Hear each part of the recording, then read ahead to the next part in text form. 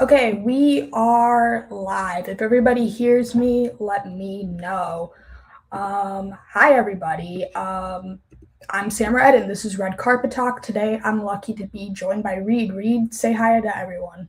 Hello, everybody. I hope you can hear me. I am Reed Smith. I'm a friend of Sam's, and I am one of the hosts of my own podcast, Sim on the Spectrum, where me and somebody else who is neurodivergent also discuss certain movies from certain directors. And we actually just did 2 episodes yesterday of that podcast, and one of our reviews was in fact Toy Story 5. I had a lot of fun reviewing that with my co-host yesterday, and I'm excited to talk with Sam about Toy Story 5 along with other Pixar films. So hope that was a proper introduction, Sam. No, you did good. Don't worry. Just move a little bit so you're more in frame. Okay. Yep. Yeah, you're good now. But besides that, you're pretty good. Okay. So can someone leave a comment to let us know if you're hearing us properly? If not, please let us know ASAP. Okay, I think people can hear us. Yep. Okay, yeah, you're more in frame now. Yeah. Here we go. I think people can hear us, so which is good. Okay, people will leave comments as we go on. In the meantime, like Reed said, we are discussing Toy Story 5 and also what we believe are the top 10 Pixar movies. Reed and I met at an autistic media event, and one of the jokes at the event that they opened the event with is that autistic people love animation.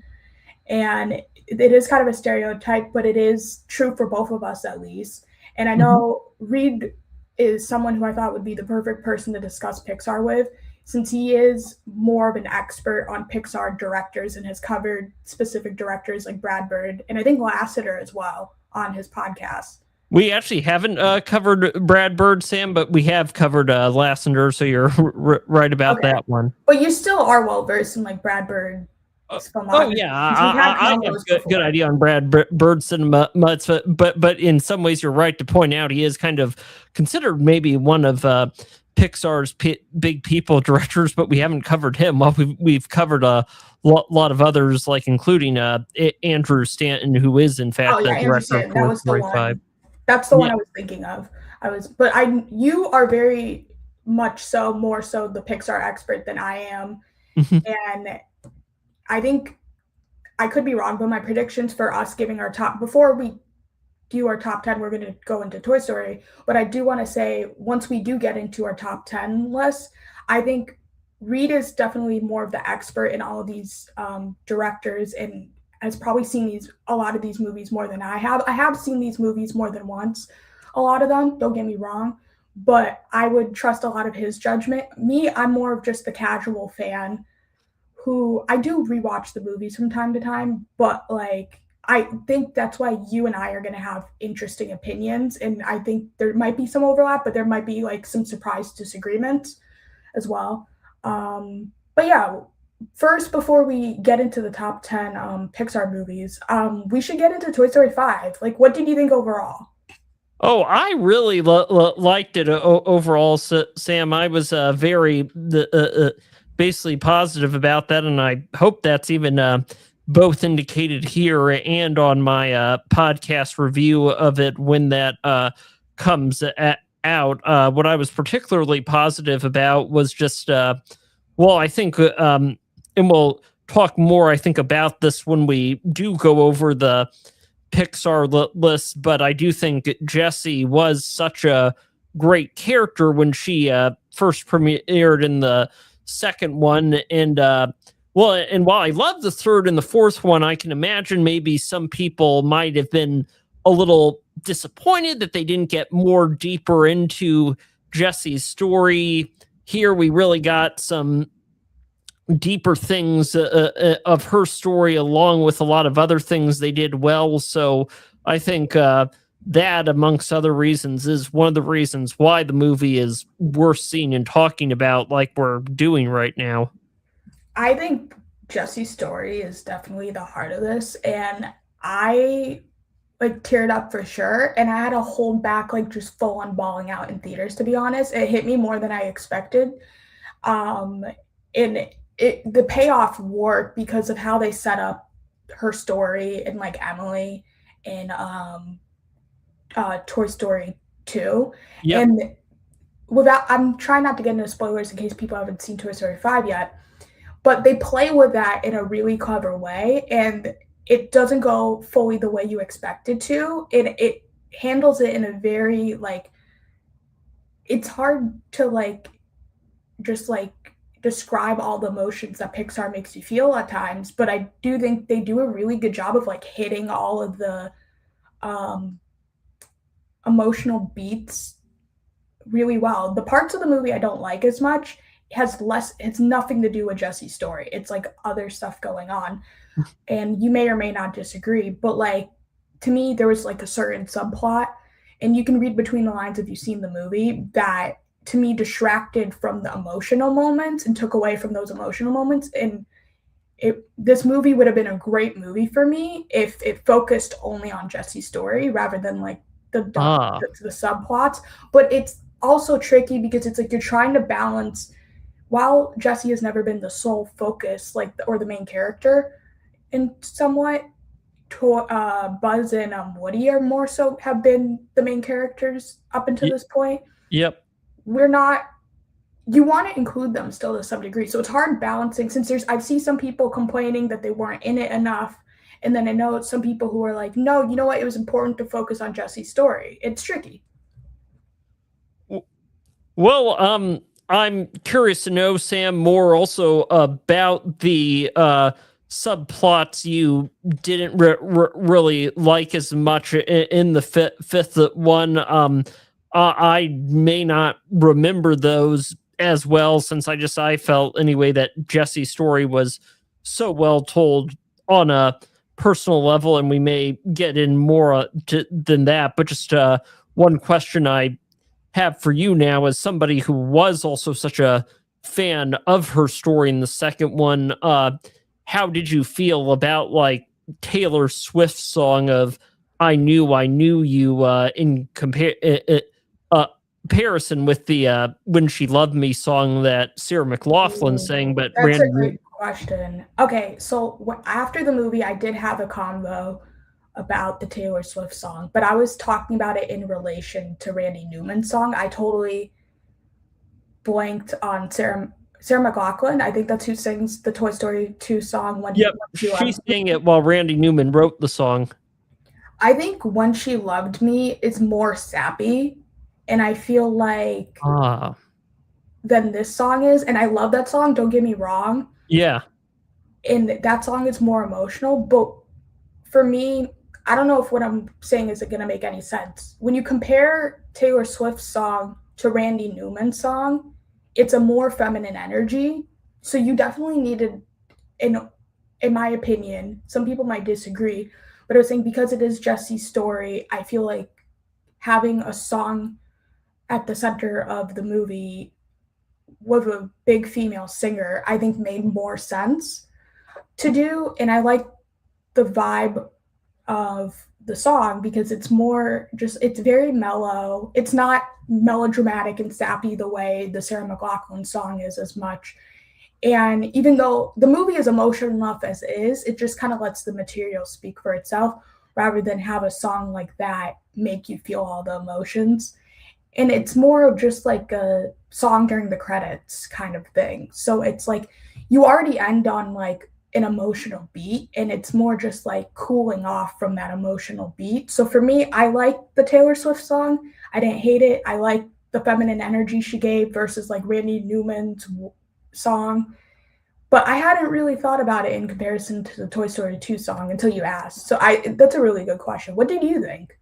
Well, I really enjoyed her song. I had trouble deciding how I would compare them, but now that I'm even hearing your opinion, I think it's interesting that you do make this point that it is the I Knew You is such a good mix of both kind of happy and sad, while kind of When She Loved Me is just sad, which is not which is what it's aiming to do, and does that all effectively and powerfully. It is a good question, though, if like Randy Newman could have wrote some songs that were more a mix of happy and sad, while he's can be really good at hitting, if you will, the sad songs that besides just When She Loved Me. I think of like the song in the first one of well, I'll Go Sailing No More, really, when Buzz really does discover he can't actually fly, and that had its similar kind of sad poignancy to it too.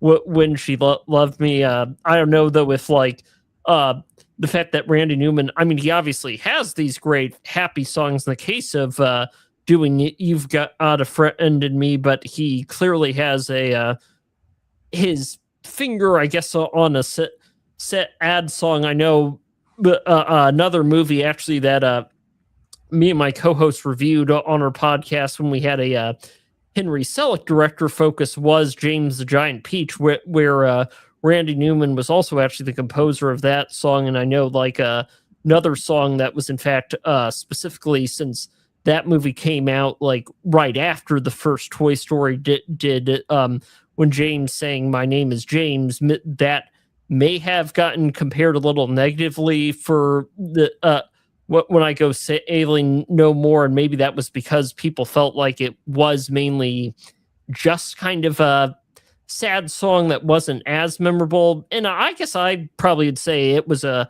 good song, while like it didn't really stick it to me as powerfully as When I Go Sailing No More and When She Loved Me. But anyway, I guess back to your point, it is just kind of can be a good question how to feel about just a particular sad song and how much that can have meaning, or if we want kind of a more mixed emotions of happy and sad song, as When I Knew You may have a little bit more of that. Yeah, I think I like the song overall. I do hear already some Oscar buzz for it, of like, is Taylor Swift going to get nominated for an Oscar finally? Since she did write the song for Where the Crawdads Sing. I think it was called Carolina, but she didn't get nominated for that. But this one she might get nominated. If it gets nominated, it's not like probably going to be my favorite of the year, but I don't hate it. Like sometimes there's certain songs that I'm just like, what? But like it's still too early in the year, but I feel like there's going to be better songs that come out throughout the year. So I'm not necessarily like, oh my God, this has to be nominated like Golden for K-pop Demon Hunters was.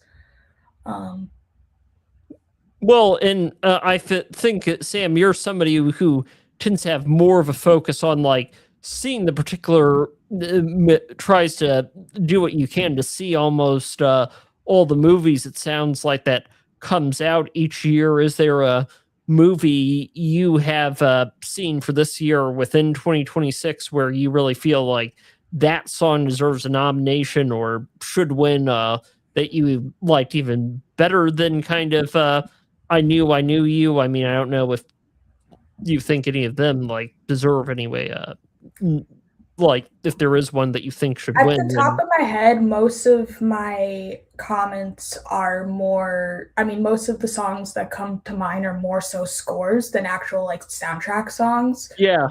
So I don't have like something at the top of my mind, but I do like try to make a list like throughout the year of like, if I was voting in that category, what would be my songs? So if I were to look at my notes, I could probably be like, oh, this or this exact song. But right now, scores pop out in my head more so. But I don't want to go into like a full rant of like my favorite scores, since that's a whole another can of worms. But we should probably get back to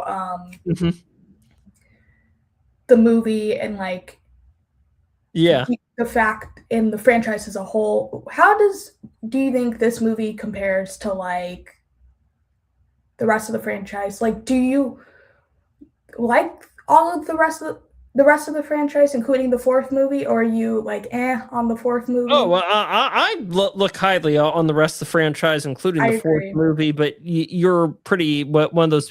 So do you look even highly on the fourth movie, Sam, or is that one you're kind of? The fourth movie, I didn't hate it.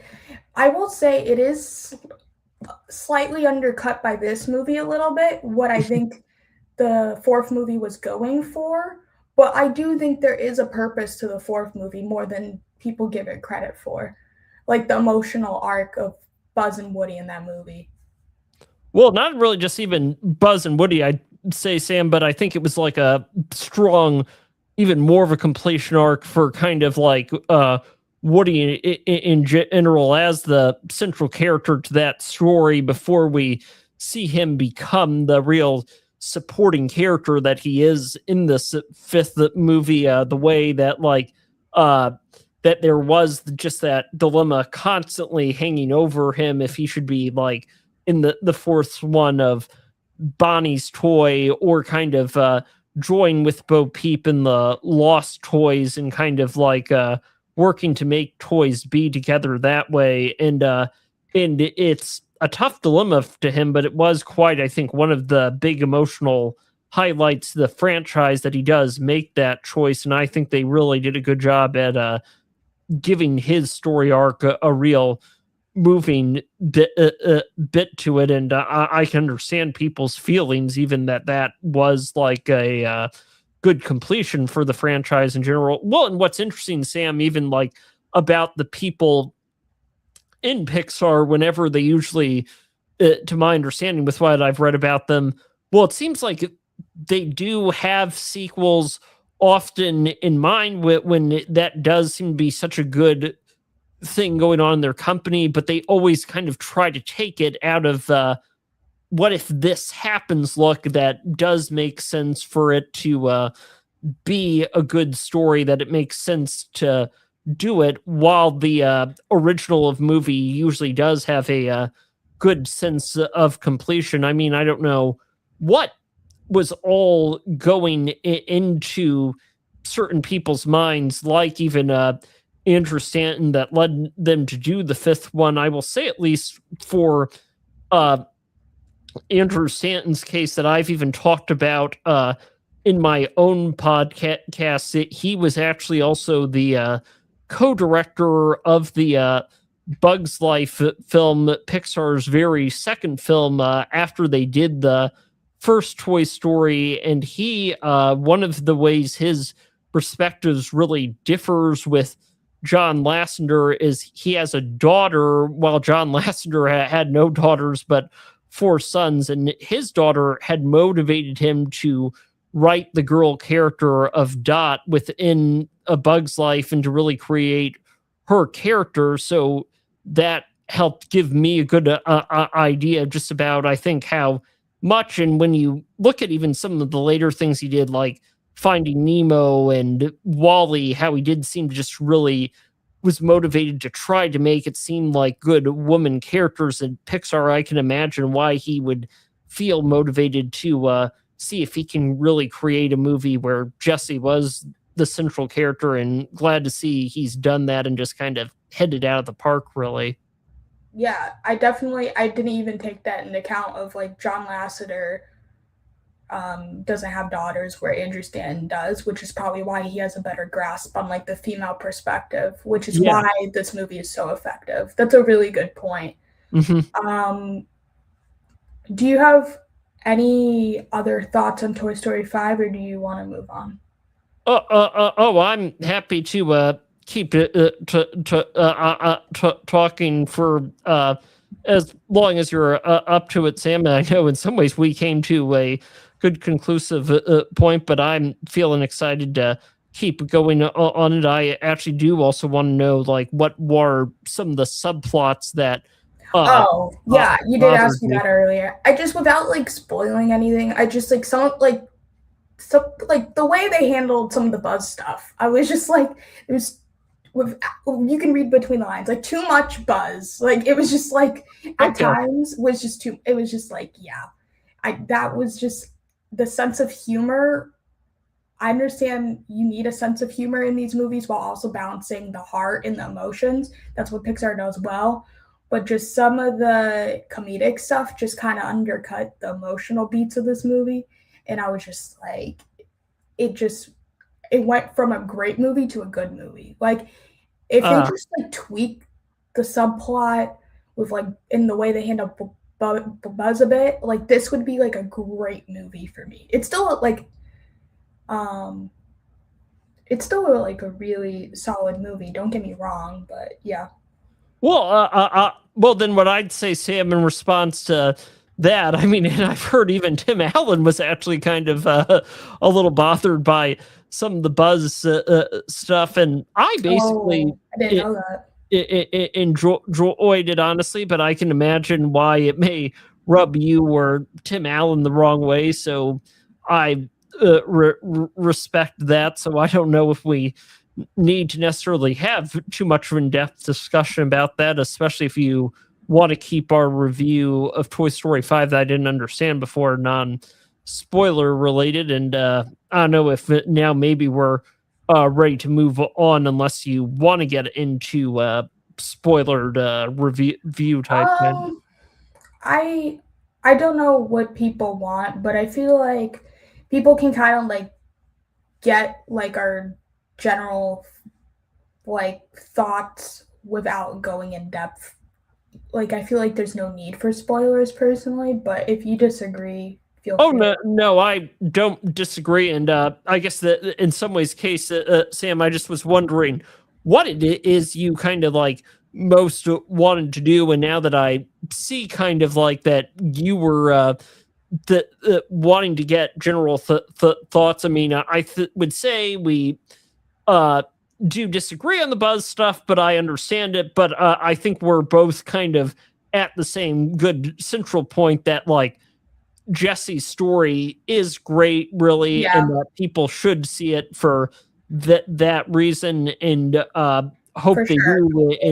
Like, check it out. Yeah, yeah, okay, I have people who are asking me like I it's interesting how people are on different parts of the internet. Like I've been hearing mostly good things about this movie, and then I had someone message me recently, like yesterday or so or today, saying that they've been hearing bad things about the movie. And I'm like, what are you talking about? I'm like, besides, I think the only like bad thing I heard is like that it might have like a lower Rotten Tomato scores than the rest of the movies. But even then, like all of the Rotten Tomato scores are like 90 plus or something crazy like that. yep, Someone could fact check me if what I'm saying is wrong, but it's like all of these movies, like, and what Rotten Tomatoes means is the percentage is not even the actual rating of the movie. It just means if like 90% plus on Rotten Tomatoes means 90% of people or more will like this movie. So 9 out of 10 people.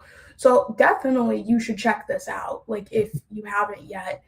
And it's like not even a question for me because of all the heart with Jesse's story that they managed to pull off. And it made me feel emotions weirdly. I guess the closest like comparison I can think of, and some people might scoff at me for saying this, but like the last time I felt somewhat similar emotions about like childhood and like toys and like nostalgia in this sense was probably like Barbie. ah, well, That's the last time I've kind of where I've like experienced a movie where it's like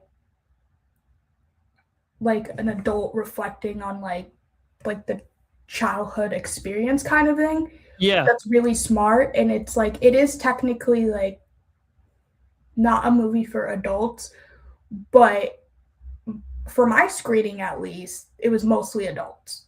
Like it was more adults than kids, honestly. yeah, So I think it's a very smart movie. I mean, you and I may disagree on like the how Buzz was handled on whether we think that was smart or not, yeah, but the Jesse stuff is super smart and really well written, and I think it will hit deeper, especially if you're a female, most likely. yeah. Um, but yeah. Any last thoughts or any other things we haven't talked about yet with Toy Story 5 that you wanted to touch on? Well, I don't know, Sam, if this detracts away from the conversation, but I think you bringing up how both Toy Story 5 and Barbie made you feel the certain emotions as it looked at that theme of childhood nostalgia, adults Yeah, and through a feminine lens. kids. Yeah. Yeah. Well, oh, well, so you're kind of connecting both of them for looking at things through such a big feminine lens, really, and so. Well, I mean, even if they didn't have the feminine lens, I just feel like Yeah. the feminine perspective for Jesse's story and then also with Barbie is so important. But Yeah. like I more so am just connecting the emotional experience that I personally went through during both movies Yeah. and like the way this both movies made me think about just life as a whole, whether it be the past or present, like and were smarter movies than you would expect it to be. I mean, Toy Story is always smart, but like there's still just the misconception that like all animated movies is for kids. So it's like it is a very intelligent movie. So I guess my connection is just more so yeah, the my personal emotions that I went on going through both movies and them both being toy centric, both of them having the feminine perspective, but then also um, there's key differences. Don't get me wrong. I don't want to get into a full rant right now, but there is key differences between Barbie and like Toy Story 5. But my personal emotional experience was somewhat similar. Well, and what is definitely interesting about that, Sam, I guess that's maybe I am actually kind of more interested to go over in some ways the similarities and differences, if you will. I mean, with Barbie, we do have Greta Gerwig, who is probably like one of the who has really become now one of the great big female directors. In the case of Toy Story 5, we do have a male directing. I mean, we talked about things like his daughter in order to help him with the female perspective. But I don't know who else was involved in the writing. I was interested to discover that somebody he had involved also in the writing with Toy Story 5 was, in fact, a non binary person. So we do have that to help take things look further into perspective. And I also know, I mean, I am curious to know who else was involved in the making of Toy Story 5. I mean, obviously, I think Joan Cusack has just really loved being Jessie and clearly Yeah, has been. this might be your best voiceover performance throughout the entire franchise. Yeah, no, and she's clearly very proud of what she's been doing throughout her time as Jessie, and that's great to see, and is very clearly proud on this fifth one. And the other thing I guess I would even say for Andrew Stanton, based on what I know a bit about him, I know he's also the director of both the different Finding movies within Pixar, Finding Nemo and Finding Dory. And I know with like Finding Dory, when he was really making a big effort to make Dory even more of a central character within that Yeah, movie than that's a she good was comparison. in the first one. He did bring in like a female writer to help work to kind of make Dory more authentically together. So I don't know how Finding Dory made you feel on a personal level, as you really I described your mean, feelings well for both we Barbie might and Toy Story yeah, 5.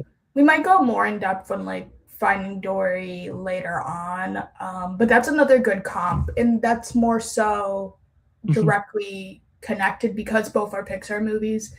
Um, I think both are good at getting like mhm. the perspective on a side character who is a female and making them the main character, and both do a good job of balancing the emotions and the humor while doing so.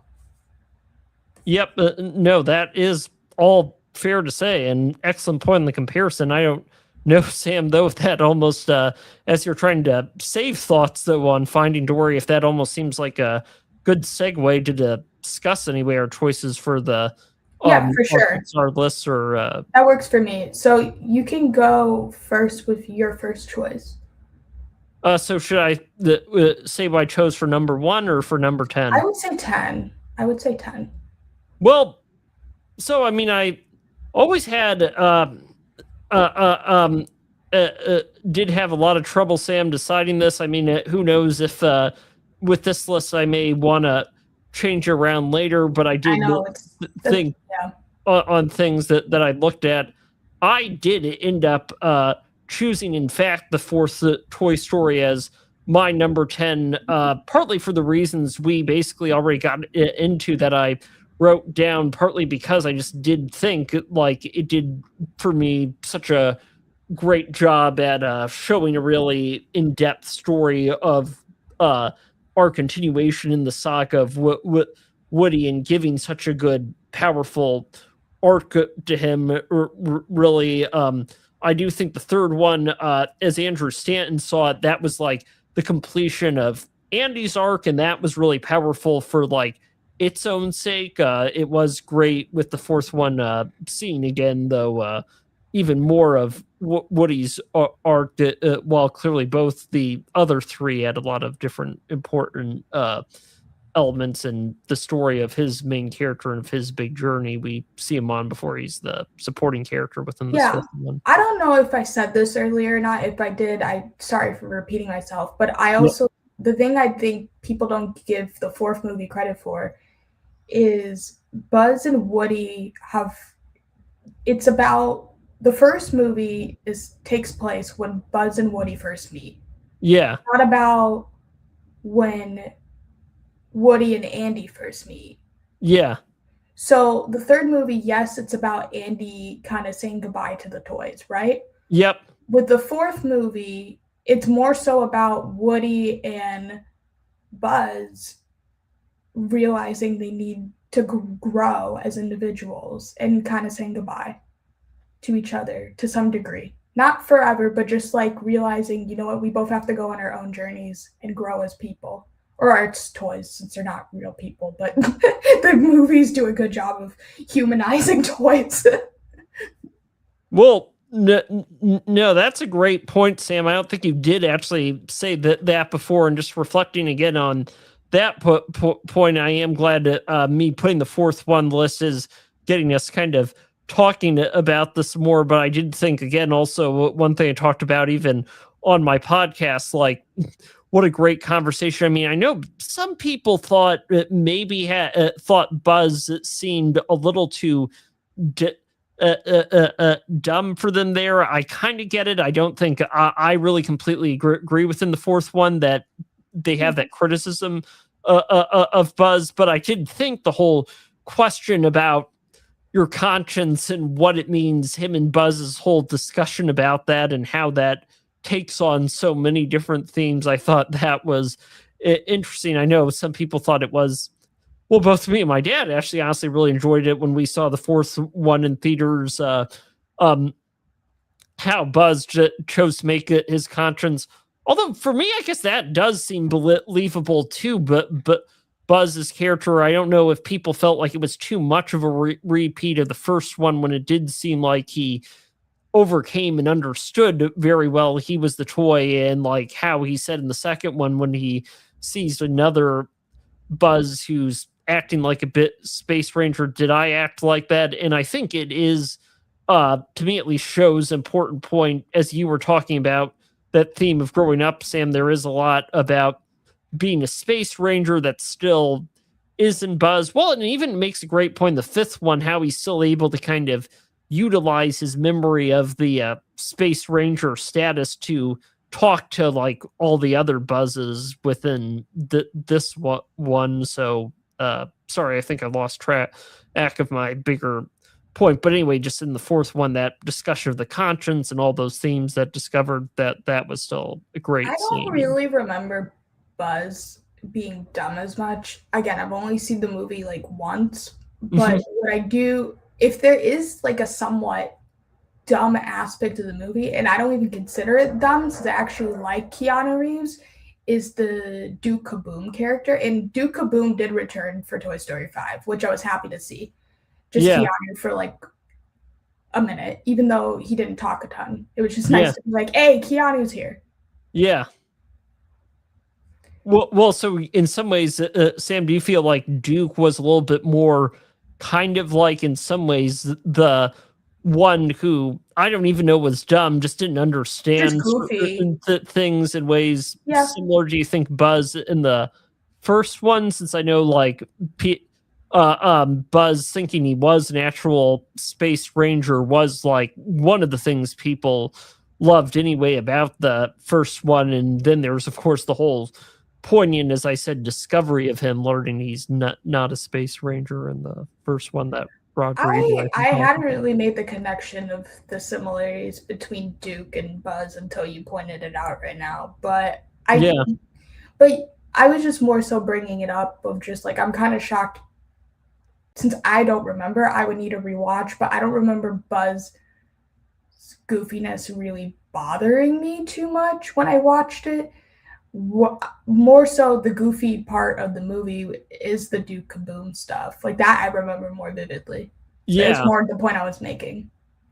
yeah. Well, I think in some ways, I don't know if it's fair to say with all of maybe all the Pixar films are always trying to kind of give I don't know, something, well, usually a big emotional story to them, but maybe have something of goofiness A kind of sense of go humor. on. I mean, Yeah. I don't know, like, though, if like Cars 2 could make an argument. Well, I feel like with Cars 2, they kind of try at least to make something serious with the issue of oil, but like one of the things me and my co-host did talk about when we reviewed that on our podcast was the fact that it didn't seem like they gave a lot of characters with great personality to look at the issue of oil as we'd like in comparison with a lot of their other films that have more. I Cars 2, I remember when it first came out, not totally hating it, but then on rewatches, I'm like, this is not a good movie for me. At least some people I know that I talk to are like, I like Cars 2. I'm like, good for you. Yeah. Me personally, I think the sense of humor overshadows any sense of heart or serious stuff they're going for. And I think a lot of our top 10, at least mine at least, is which movies is based on which movies handle the heart and the emotional beats the best and balance it well with the sense of humor. Um, for me at least. But so, spoiler alert: Cars 2 is not on my top 10 list. No, it's not But on mine either. okay, we're good. Okay, thank God. I was like worried for a second when you brought up Yep. Cars 2. I was like, okay, Yeah. so we're good. We're good. Okay, great. But yeah, are you okay if we move on from your top 10 Yep. pick to my top 10 pick? Yep. Let's see what your So number 10 is. I really was scrambling to the last second, and even before I joined, I like told Reed, I was like, I forgot to like update my list to include Inside Out 2.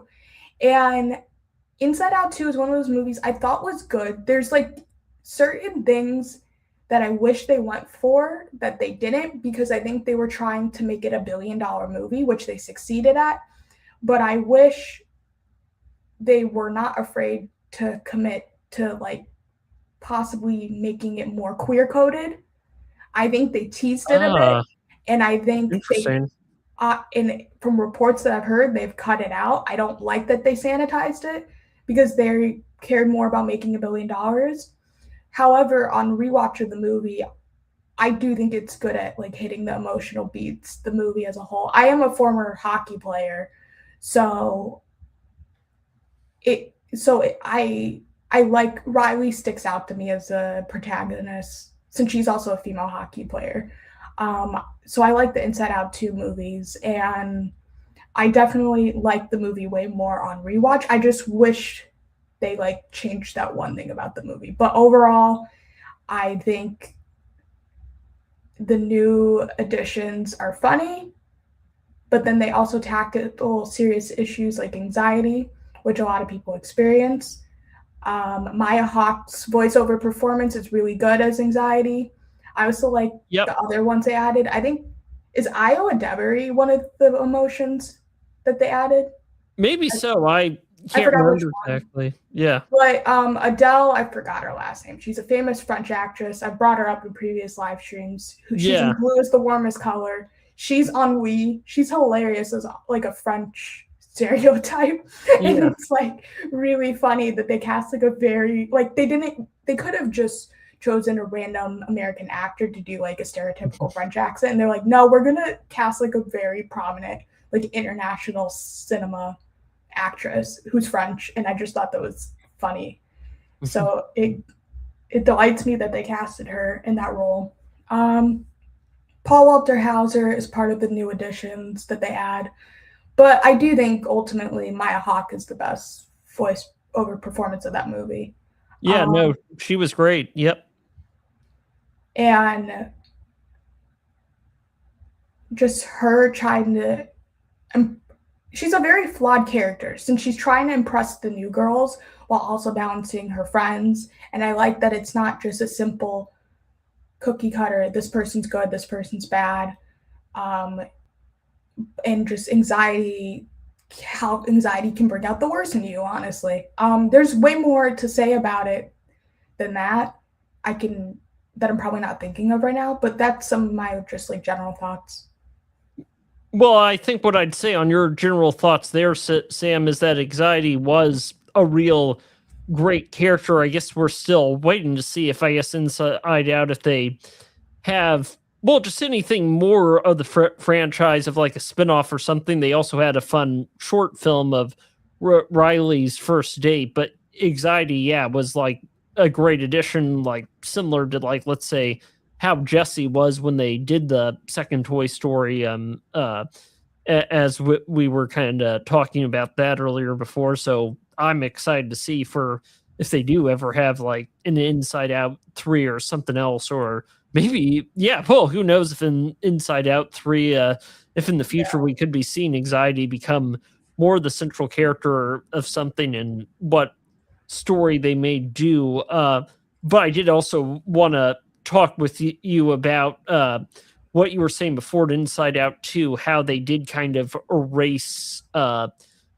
giving kind of real queer subtext to that film. Do you think that is a sign that Pixar may not be doing as well, or if they have kind of enemies of the kind of LGBTQ movement that they're kind of letting satisfy a little bit more? Because one reason, another thing, me and my guest co-host Jeff Stewart, who reviewed Inside Out 2 with me, ended up talking about was how also it was in fact success after Lightyear was failure as a box office, the one where they exactly show Buzz as a space ranger. If the part of the reason was caused by that was having in fact just these supporting characters who but are that's the thing that's ridiculous about it, because if you look at like the background of Finding Dory 2, they're like, we're gonna insert something in that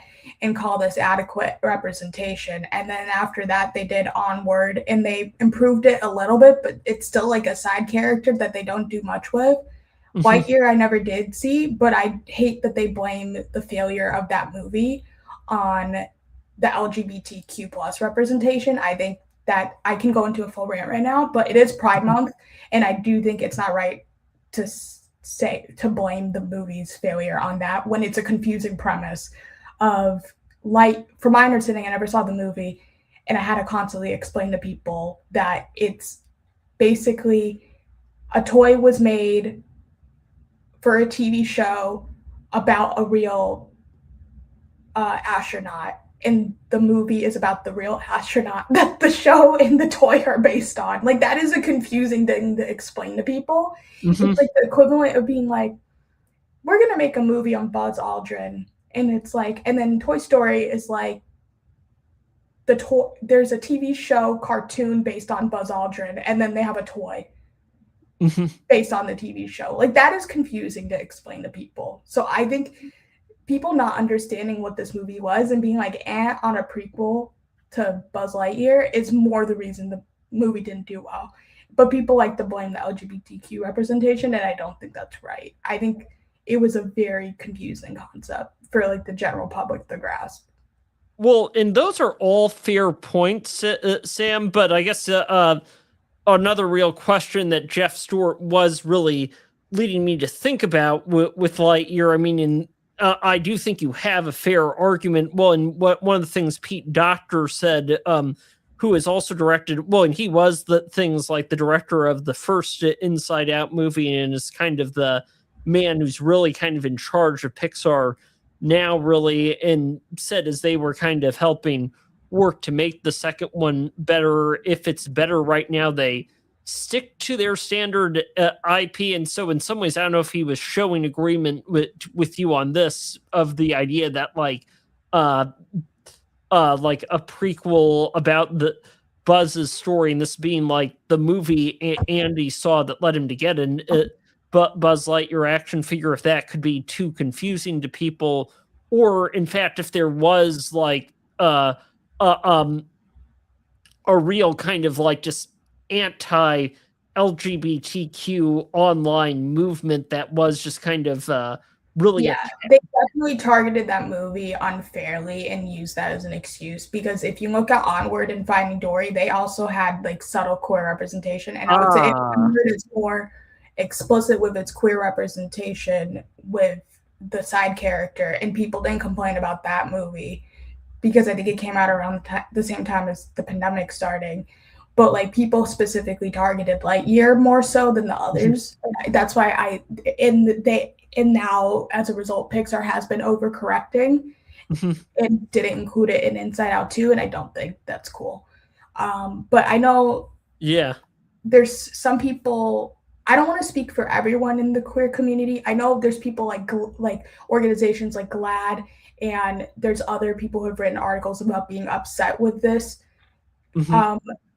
Like queer erasure, but I don't want to speak for everyone and say everyone in the community is upset, since I've had people upset at me for making that generalization of everyone's upset with Pixar and Disney's representation. And some people, even though I full-heartedly disagree, think minimal or like obscure background representation is better than nothing. And I'm like, I think that's BS personally, without going into a rant, but I don't want to speak on everyone and say everyone is collectively upset. But there is a decent chunk of people who are upset enough for like organizations like GLAAD to speak out on it. So yeah, that's what I'll say. We can move on from Inside Out 2. And since there is a lot of good in Inside Out 2, I don't want to say all of it's bad. And I will say I appreciated more on rewatch than I did initial watch. Because I had that in the back of my head.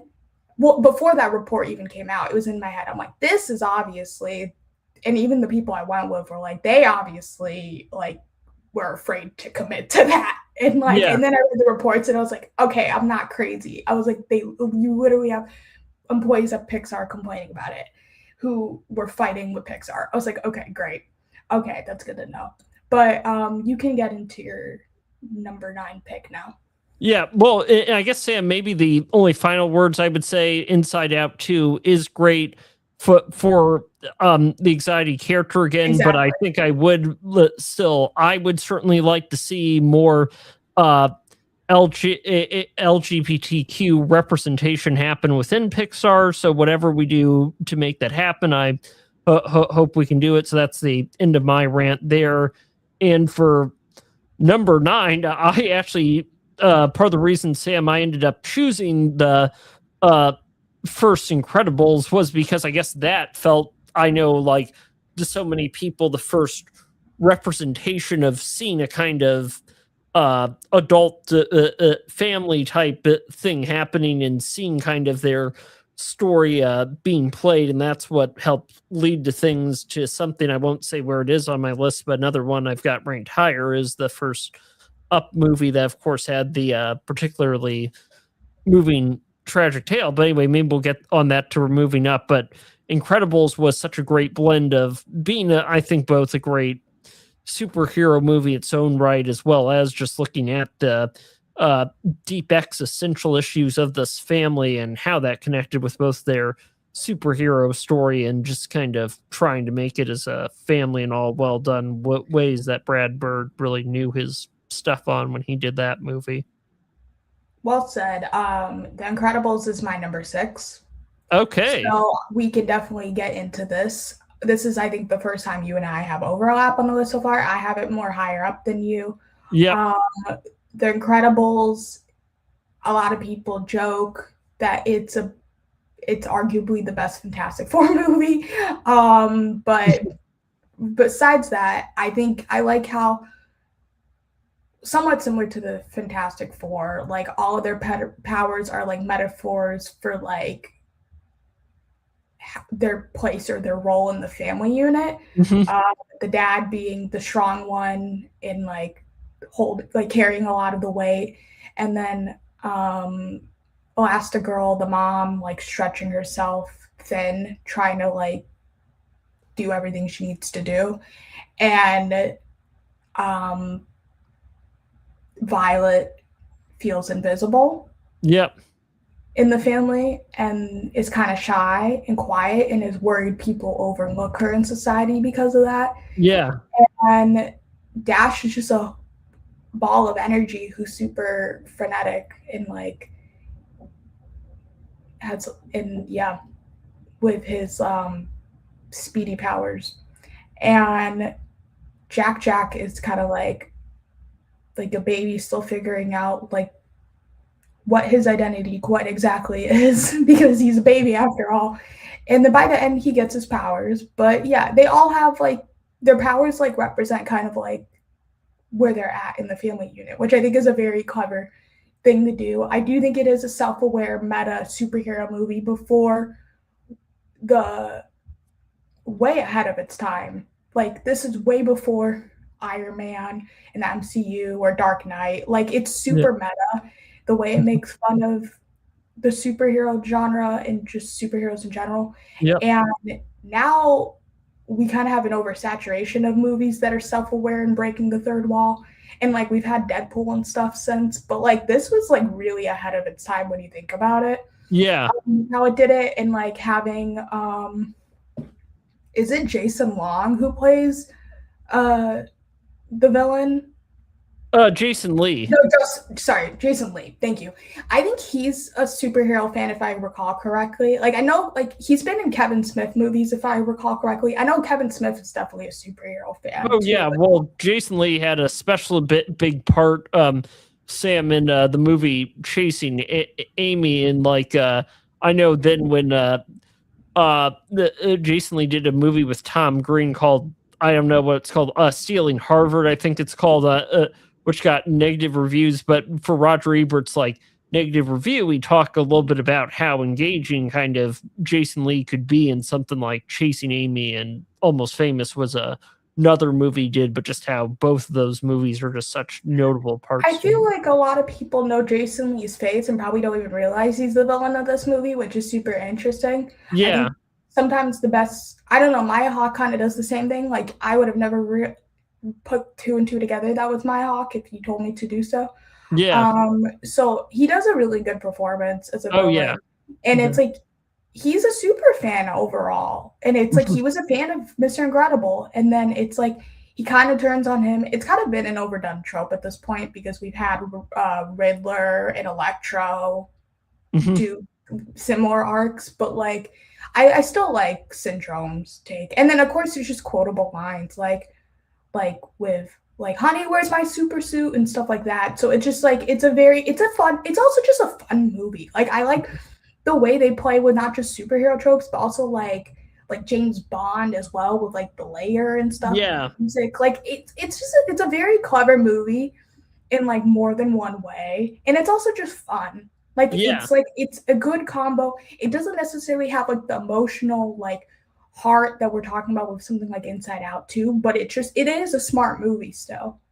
In addition to being fun. But if you want to just turn off your brain and then not think, you can do that as well. Well, I mean, I think, Sam, I'd say that, like, it does have, I mean, maybe to some extent I can understand why people would say Inside Out 2 may have more heart, and there's a very defensible case to be made of that. But I do think, like, well, The Incredibles, as you say, this representation of this family, that it does show a strong heart too. And I think we were kind of clearly, like, getting a real kind of, I think, feel really, well, I personally felt we had a little bit more feel of that family and their heart than we did with any of the live action Fantastic Four movies we got until this 2025 one. Now we're really seeing a little bit why the Fantastic Four is kind of a worthy competitor of like a seeing the family that there to the Incredibles in ways we just didn't in any of the other movies, even if we may have seen some good stuff within the other Fantastic Four movies before the 2025 one. Yeah. Do you have anything else you want to say at Incredibles, or is it okay if I go to my number 9? Since I just want to make sure we cover everything we need to. Why don't we go to your number 9? I will actually go ahead though and let you know, Sam. The second Incredibles, what I put higher at number 8, so we'll probably have more to share about other things like that. So we may talk a little bit more things like Syndrome later. So for me, my number 9 is a movie that I think is WALL-E. I think the reason it's lower on my list is not because I don't think it's a smart movie. It is a very smart movie. I just don't think if you are a kid, it's good at keeping your attention as much.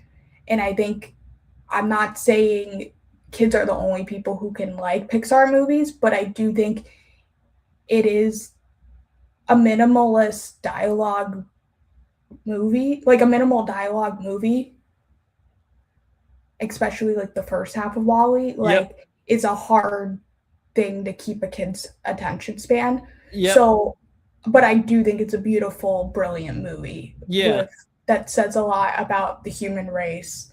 And like I like the way it presents Earth, and like I like sci-fi, so I like I don't like the way it presents the world and like humanity, but it makes valid points and about the human race and being so caught up in like screens and like just eating away rather than like actual like human contact and like socializing with each other. That's a super relevant thing still, even when WALL-E came out, and even more so now. So it's like I love it as a sci-fi movie, don't get me wrong. I just think it is hard to grab a kid's attention. And it's like everyone who's like WALL-E's a great movie, it's one of the best Pixar, it might be my number 1, like, do people see that? I'm always like, but have you shown this to a kid is my thing. Like, is my only criticism with the movie. But even then, like, I think some adults might, more than people think, have a hard time with a minimal dialogue movie. But I will say the movie is strong for what it manages to say and convey without dialogue. That is a hard feat to pull off. And to make you feel, to not just understand a story, but to make you emotional without actual dialogue is so impressive.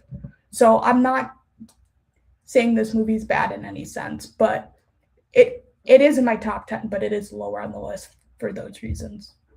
Well, I've got to say, Sam, one reason did not make my top 10. I want to be clear. There is a lot of moments in it that are real Pixar greatness, but I actually, when I reviewed that one on my podcast, was and watched it again, really specifically for my podcast, was pretty put off or just really a little annoyed, even as there is a lot of great moments with it. Was a little bit upset with kind of its betrayal, I felt like, of looking down on fat people, if you will. That's a big criticism. I was considering saying that while I was saying everything that I said. But yeah, that's also another big criticism of the movie, is that some people consider it fat phobic, for sure. Yeah. I mean, I will say the Captain overall was a good character. He's not as good a character, a fat character, as another character in another movie I have on my list, but we may share for that later.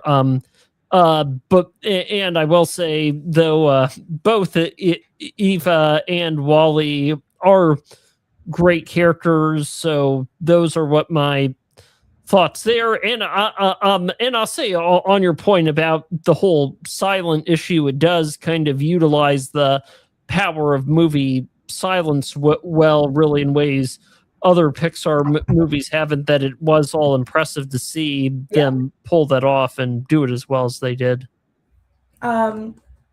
Well done with what you just said. Yep. You want to go to your number 8? Yep. And as I said before, it is in fact the second Incredibles, and the reason why I did end up choosing to put this one is higher than the first one. I don't know if it is kind of on your list, but why I did it is because, well, I do think I will say Sam Syndrome is, well, and he is probably, I do got to say, a better character than at least like Amy Fox's Electra was, at least in the second Amazing Spider-Man movie. I do think there can be something a little weird. I don't know. Maybe I'd say, and were you thinking of the Riddler, Paul Dano's Riddler? No, I was thinking more so Jim Carrey.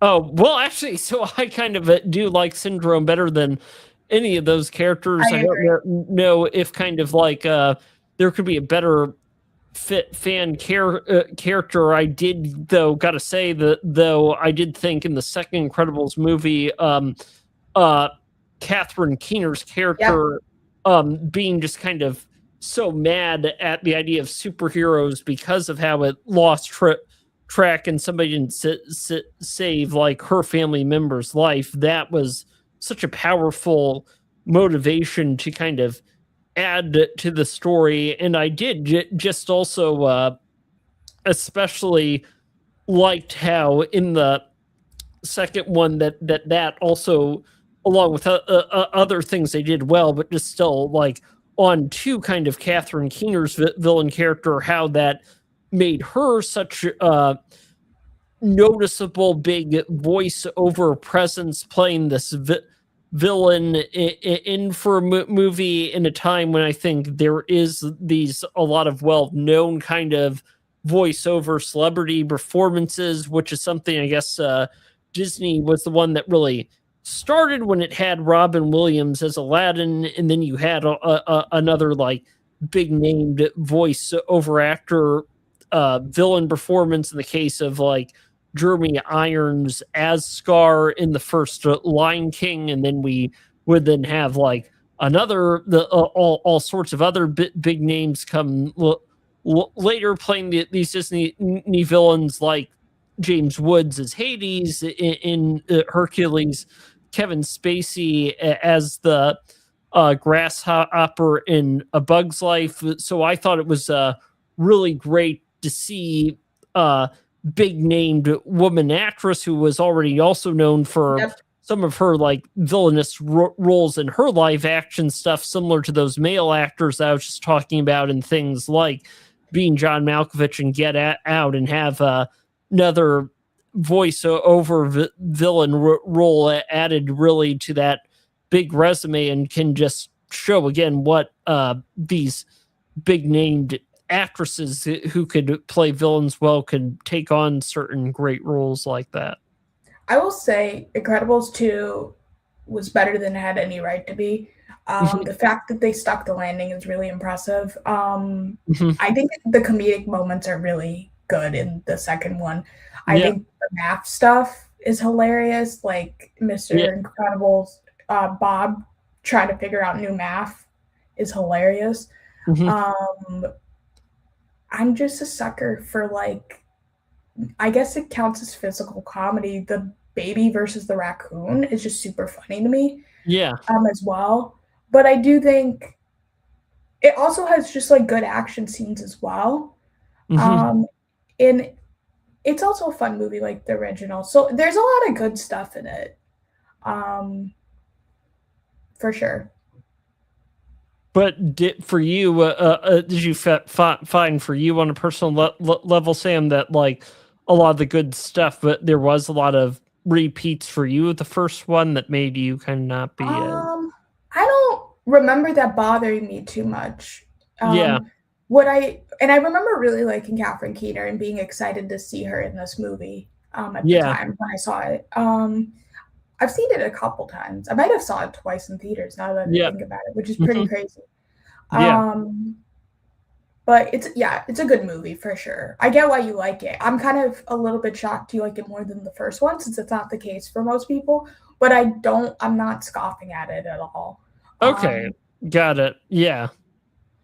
So I guess my number 8 Mhm. we should go into Toy Story. I Okay. mean, Toy Story is super influential. Like you said earlier, the first Pixar movie. It's super iconic.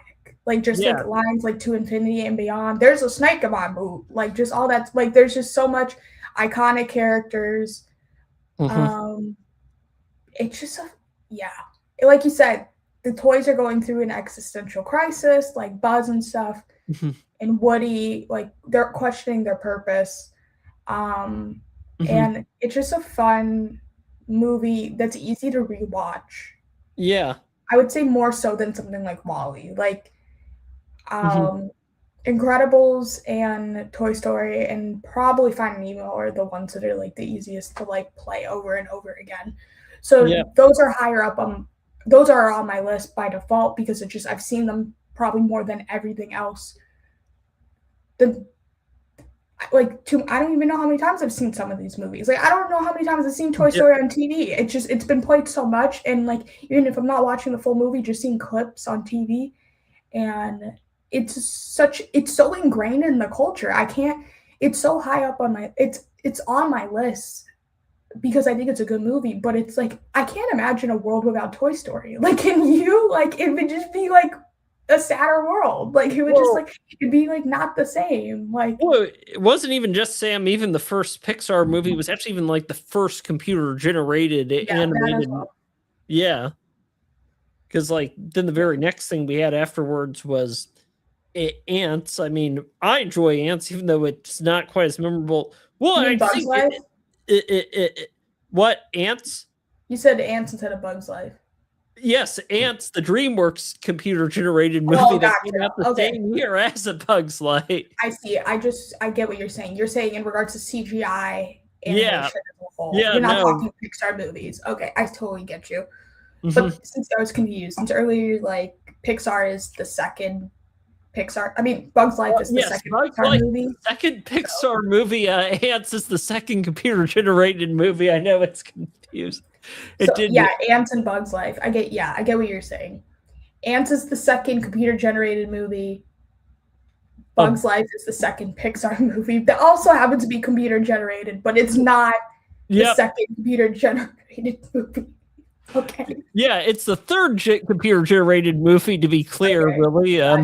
And Okay. of course, there is We're the on the same page now. Okay, we're good. con- We're good. confusion about them both being computer generated. I guess, Sam, we should probably say, as there is that controversy of them being so similar. I know actually John Lasseter was actually mad at the guy on Disney who did actually, it seems like, was helped involved. I think he later left Disney, but he was there for a lot of the time. The first Toy Story, and uh, I think his name is Jeffrey Katzenberg, and John Lasseter has kind of accused him of taking their original idea of doing a movie about ants and bugs in order to create the ants movie for DreamWorks. Actually, Yeah, that and like there's a lot.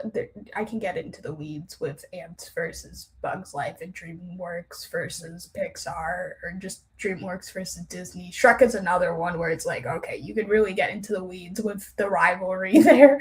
Um, but uh, do you have anything? We've talked about Toy Story somewhat yeah.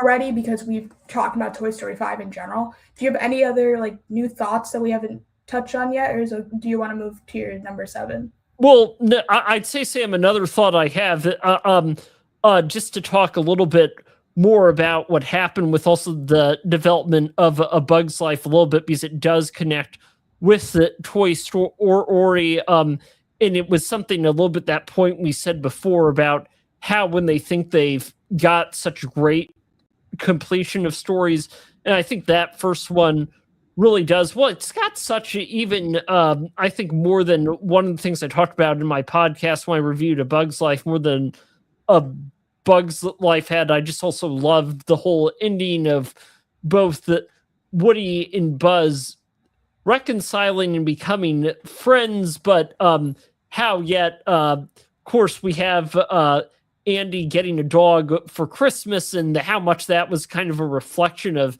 tension still going on. But of course, then it's funny how, like in the second one, how Andy's dog, how at first there's the trick of thinking he was somebody scary. I forget what his dog's name, but then it turns out to be a real nice dog who was a good friend of Woody's, but there still was more drama to come for the second one that they did face. So I thought it was just kind of interesting that they came up with an ending to reflect all of that. But the other thing I thought I would say, Sam, that I know about what led to the creation of A Bug's Life is that Andrew Stanton, John Lasseter, and Pete Docter and Joe Raff were all having this lunch meeting together where now they're doing Toy Story, where they discuss kind of what other types of original movies ideas they could do that. And actually both The Bug's Life was something talked about, and Finding Nemo, Wall-E actually in fact was mentioned there, and Monsters Inc. and yeah, I think I now Bugs Life, Monsters Inc. And Finding Nemo and Wall-E. Those were all ideas that were mentioned within that lunch. That was even like all promoted being done when they made the teaser trailer for Wall-E. In fact, Interesting. Something big I just realized we did not touch on at all when talking about Toy Story 5, and we have to talk about with Toy Story, is the villain. Sid is an iconic movie villain. Yeah. Yeah. Yeah. He's just like, I don't know what else to say besides he's a great movie villain, because it's just like him playing with the toys. You're like, oh God, you're worried that's going to happen with the rest of the toys. You're just like, oh boy. And he's kind of become a meme in some sense. And like, I know like Will Poulter gets told that he looks like Sid enough that he dressed up as Sid for Halloween one year and stuff like that. But like, Sid is just a great movie villain, and it's like Toy Story 5, without going into spoilers, I like the way they handled technology. I like the themes of Toy Story 5 as a whole, which is part of another reason I really like the movie. I will say it's interesting to see how the franchise has progressed in regards to the way it depicts villains and just like different villains throughout the franchise. I think that Sid is ultimately the best villain through. Well, actually, some people will say Lotso is. Yeah. But I think Sid is my personal favorite more than Lotso. Oh, yeah. Well, I forgot the fourth movie's villain. And then, yeah, Pete is in the second one. My second favorite is not Lotso. I know that might be controversial, but I actually like Greta Lee as the lily pad. Yeah, well, I would say, Sam, all of them are good choices for what you have as your favorite. I mean, I think it is a good credit. Well, what I just want to say, I guess, about the whole Toy Story franchise is how much they have worked to create just such great villains, I think, throughout, honestly, that whole franchise. Well, actually, Sam, what I'd say on the fourth one, Gabby was basically the villain, even though I thought she had a really nice story of discovering that the kid that she so wanted to be the owner didn't end up loving her, but then she ended up loving a kid who did need a toy more like her, and how much that formed such a beautiful relationship there. The other thing, just to say, Sam, about that thing of villains, well, both, first, it's great within the first one they did such a good job. They thought even a little bit more about like thinking about kids who damage toys and how scary that could be to create a great villain, and how much I think Yeah. that goes back to what Disney You had done ever since articulated it better than I did. Yeah, exactly. they created like in evil the evil queen within Snow White, and like I still am just kind of was sorry to see like in Cars 2 there just was no real villain of any kind of, or just anything of any meaningful personality in the way that like It technically is a villain, but I'm not getting into that right now. yeah, well, I just don't remember it. For me, it was as unmemorable as like Quantum of Solace and James Bond. Yeah, they Really, try to do honestly. like plot twists and stuff the way they do with spy movies. There's like this person that you didn't expect was the villain kind of thing, if I recall correctly. Yeah. It's crazy that I've seen that movie more than once. Yeah. And remember it vivid or somewhat vividly enough, if that's correct. But do you have anything else to say about Toy Story, or are you okay with? Wait, do you not have it on your list at all? That was number 7 for me. The first one was number 7. So I have it as 8 and you have it as 7. So that's Yep. your number 7. I was about to ask what's your number 7, but if you already revealed your number 7, I can go into my number 7. Yep. Okay, let's go into your number 7 then. Finding Nemo. Okay. You have this on your list at all or no? I ended up not having it. It was just there was so much to choose, but still a great movie. I do have Finding Dory on there, though, actually. Okay, we'll talk about that more later. So I'm actually shocked we both have Finding Dory, but we're going to definitely talk about that later. Finding Nemo is on my list. Since, again, I mentioned earlier the rewatchability of Incredibles and Toy Story, it gets same with Finding Nemo. This is another one that's super quotable. I mean, it's very it's crazy to me that there's a whole generation of people who only know Albert Brooks as Marlin. Since I haven't seen a ton of his movies, but I love Defending Your Life. But him and Ellen DeGeneres are two of like the most iconic. I know that's a word I'm using a lot today, but we are talking about genuinely iconic movies and characters. Like their voiceover performances, like a lot of people will tell you that maybe Ellen DeGeneres might be the best voiceover performance ever. I mean, I don't know if they would say number 1, but would probably be top 10 for a lot of people, and maybe even number 1 for some people. Yeah. Especially women that you talk to. I know there's a lot of women who are like, oh, Finding Nemo is my favorite movie, and I love Ellen. And I know people don't like Ellen as much these days, but I mean like the character and the performance specifically. But yeah, I think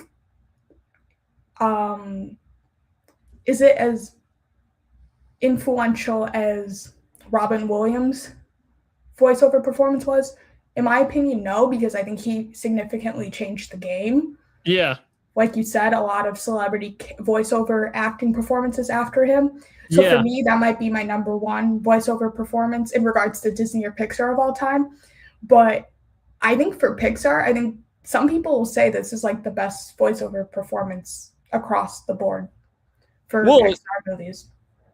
Well, and even another good question, Sam, is I mean, there's just so many great buddy relationships to do. I don't know if it's also fair to say we talked a lot about what the Toy Story was the first Pixar, computer generated. I don't know if it's almost fair to say if it was like even like the first big buddy relationship we had, and had at least the one with such big name voice actors in the case of like Tim Allen and Tom Hanks. And I don't know, like I mean, there's some for some people that may be also all they know them from those characters, but even before Finding Nemo came out, obviously I think both there were for some people, both Albert Brooks and Ellen DeGeneres were both big names that people were aware of. World. Yeah. Yeah. I think it's ultimately like a father son story. Some people, I think it's interesting, like talking to people, I think like parents versus kids, of whether they think Marlin is being too overbearing, or if there is some validity to what he's saying. I think that's a fun debate to have with people. Like not like, again, like it's a fictional debate, like, but it's just like a fun conversation to have, to see where people land on it. But it is ultimately about like a father learning to like let go and give his kids some space to some degree, since part of like why everything you can argue happens is he's too overbearing and he's not giving his kid space to really like be and grow on his first day, and then the kid is overcorrecting that and is like being defiant of that, and like how having your hands like on too tight can backfire on you royally. Like that's the reason that's the whole catalyst for this whole movie. And the journey, I guess you can argue this is like a really good example of the hero's journey, even though it doesn't get brought up as an example of that often. Like all the different obstacles and like characters that like Marlin encounters along the way to Australia, the sharks and the turtles and everything else, and Dory. It's super interesting. A lot of iconic lines, just keep swimming. Then there's like some more obscure stuff that I like talking about, like this is gonna sound dumb, but I think the the fish that are going to score like touch the butt or something like that when instead of the boat they're like touch the butt. Like there's stuff like that, or like when the fish are in the shark tank at the dentist's office and they're like shark bait, ooh ah ah. Like there's just stupid stuff that's slightly more obscure that I quote as well, or just you. I think about shark bait, ooh ah ah, way too much, but probably more than the average person does. But there's just a lot of funny stuff in this movie and quotable stuff. But then again, it's also like a good story about being a parent and like learning to give your kids space as well. So yeah, I think there's a lot of good stuff with Finding Nemo. I'm shocked that both of us have Finding Dory on our list, but not Finding Nemo, though, if I'm being honest. I was not expecting that. I thought I was going to be the only one to have Finding Dory on the list, and that we were both going to have Finding Nemo. So this is really interesting turn of events. No, that was an unexpected twist. I think there's a lot of different things you could say about them both being great. I mean, I think I will say a bit about Sam while it's not on my list. Well, I don't know if part of the reason it's not on my list when just so many different stories of father and son has been done, but it is still one of the great like father and son stories. And what I will say, even as people have been a real fan of just that story as you described, I just remembered even in my oceanography class how just kind of moved certain some of my classmates were of seeing kind of Nemo and his father hugging, and did turn out I was well, I think I've heard about this a little bit even before doing the podcast on it, but what I think I should highlight now, Sam, in case you didn't know this about this, but Andrew Stanton was partly inspired to do that father and son story because of remembering a time when he walked with the park with his son, was so worried about his son being lost that he didn't really feel like he actually effectively really bonded with his son, similar to the dilemma that Marlin faced, even though Andrew Stanton didn't even, I think, had that specifically in mind when he was coming up with the concept as they did in the lunch meeting I just described. I think he was mainly thinking then a little bit more about thinking about seeing the fish he saw at his dentist's office and wonder, do they really want to be there? Which, of course, we do see that story happening with Nemo and all the other fish and sea creatures dealing with their feelings of being at the I forget what's called fish tank in the dentist's office. Yeah. Do you want to go to your number 6 now? Yep, but we can get into Finding Dory now. And that's your number 6? Yep, that's my number 6. That's my number 4. I know that's controversial having that in my top 4, but so I'll tell you before you get into your number 6, the way I kind of figured this list out was a long time ago I did a tier ranking for like Pixar movies. Mm-hmm. And I didn't necessarily do a top 10 list back then, but part of my ranking was like which movies made me cry. And if they made me cry, they're higher up on the list. Toy Story 5 made me cry, don't get me wrong, but I was debating between putting that on the list versus Incredibles 2 and Inside Out 2. And I felt like of those 3 movies, I was okay with taking Incredibles 2 off the list, which was the next in my honorable mentions, I guess you could say.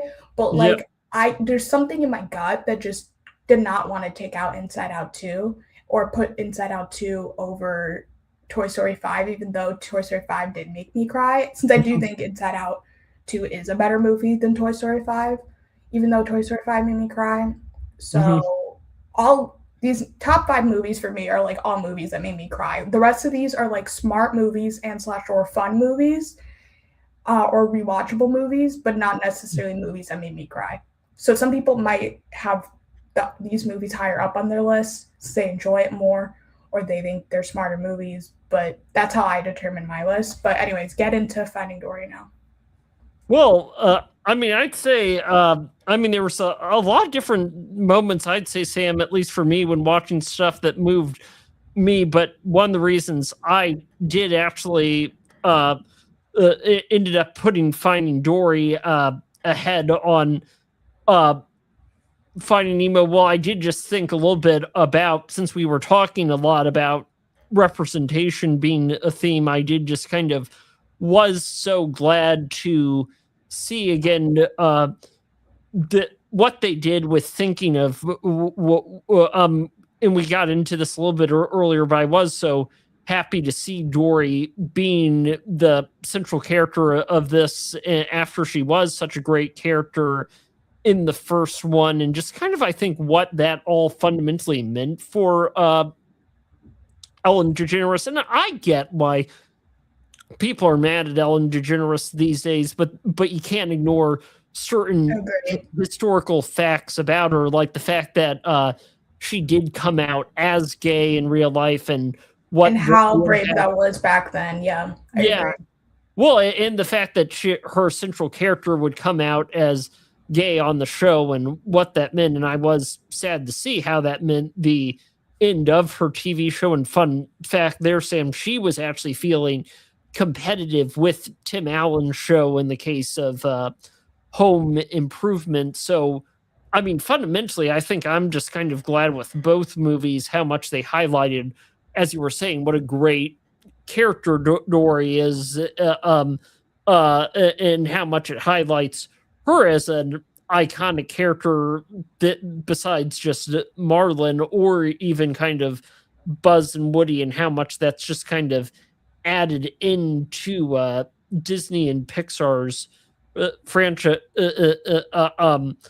look into iconic characters, and that, and how much Ellen DeGeneres was kind of a big part into that, as we just kind of remember, I guess, all the things we learned of her story within even 2 of the movies, the franchise. And very much glad in the second one we got the details we did of her backstory, and even took an even deeper look in some ways to her memory loss, I think, in the second one than we did in the first one. I mean, there was some good, funny, and even dramatic stuff there. I think this second one was even more powerful in the look of that. I mean, I don't know if in some ways this is what had more power there, while you got that as a theme. The first one, I don't know if, like, for the first one, maybe people would mainly like it better for the father and son stories, or it being the one that, like, came first. But I loved this Finding Dory for looking at her story and what they really did with all that. That backstory, man, it really hits my soul. Like it just like, and I know like some people don't like Finding Dory, and they think it's like one of the weaker Pixar movies, but like I think I saw it twice in theaters. That backstory is super emotional for me, and like her memory loss and like her trying to find her family and reconnect with her parents. I think Eugene Levy is one of the parents and Catherine O'Hara is the other one, if I recall. I think it's Diane Keaton who's Oh, the other Diane one. Keaton. Oh, that makes it even worse. I mean, Catherine O'Hara is also gone, but the fact that Diane Keaton, since I knew it was someone who had passed recently. Yeah, no, both of them have okay. passed. It's sad to see. That makes it even sadder now.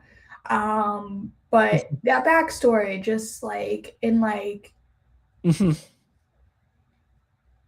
just like her memory loss and like her navigating all of that, it really is emotional more than it had any credit to be. This could have been a very fluffy movie, and it ended up being way more emotional than I expected it to be with the whole backstory. Like you said, it's really deep, and that journey of her trying to reconnect with her parents is also just really, like, it really hits the feels, that whole thing. But I also will say it's a really funny movie as well, which is why it's higher on my list. I actually think it does a good job of balancing the humor and the emotional stuff, and it makes me more emotional than Finding Nemo does, which is why it's higher on the list.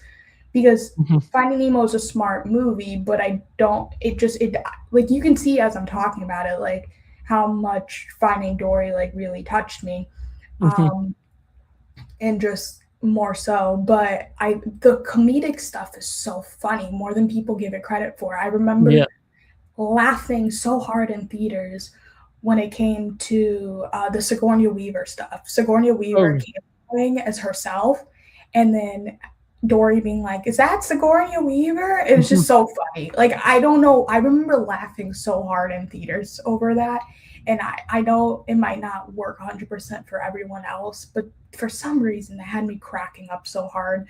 The Sigourney Weaver cameo throughout the movie and her voice just randomly popping up was just in the aquarium was super hilarious to me. I also like just Baby Dory. Baby Dory is so adorable and cute.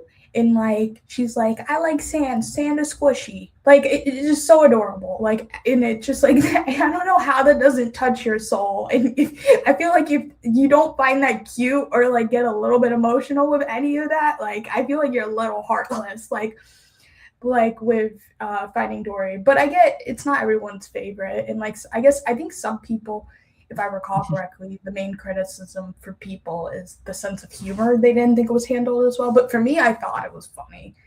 So I'm with you. I think it's a better movie than people give it credit for. I don't think it is one of the weaker Pixar movies. Oh no, I don't think it is either. I mean, well, and the other thing, Sam, I gotta say for you bringing up how Sigourney Weaver was used, besides that being comedic movement, Nickley, I also feel like it's working dramatically at showing, I guess, the power of aquariums and how maybe with the ways that it's leading kids to touch fish in ways that can be a little bit uncomfortable to the fish, how much that almost kind of like that as well. You're right. Yeah. Reflects a kind of like sad dramatic moment. I mean, and I don't know, like if in some ways, I mean, I was critical of like something like Cars 2 earlier for not having much personality. I don't know though if in some levels it just does depend on the plot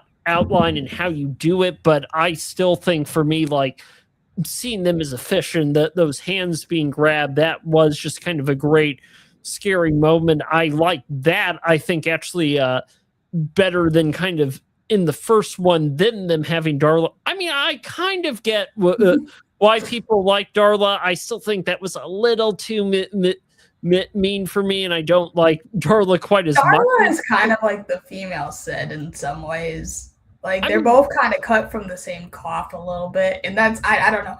There's the part of me who's a bit of like who likes to stir the pot a little bit. Who I find both of them kind of funny. Like I'm not gonna. Yeah, I mean they're both kind of they are kind of funny to a certain extent. I just kind of not sure if I kind of like the fact that this whole emphasis Darla is the bad guy because she makes these accidents happen rather than having like the genuine vicious sadistic personality that Sid does, that meant that he wanted to kind of like had a little bit that disturbed, well, and how there's this mix of both with him, something funny and yet so disturbing of how the way he creates his mutant toys he does. Yeah. Really, whereas Darla, it is kind of more about how she causes accidents. I mean, I don't know, Sam, even as we look at it, I don't know what your thoughts is as somebody else with autism. I know I've had a bad tendency, I'll say, to cause accidents. I don't think I'm actually maybe even as offended by Darla as like some other people might be who causes accidents. So I don't know what that means. But well, I'll say for myself though, I made the probably deliberate decision of feeling like I probably shouldn't have a fish for because I don't really trust myself, and I don't know if Darla needs to work at maybe deciding for herself maybe she shouldn't have a fish, or kind of like if she does want a fish, how she could work to better take care of it. I don't know. Connecting back to Finding Dory. So, Mhm. you just like don't find Darla as menacing, but you find some of the elements of the aquarium more menacing, and Yeah. you gravitate towards those elements more. Well, Yeah.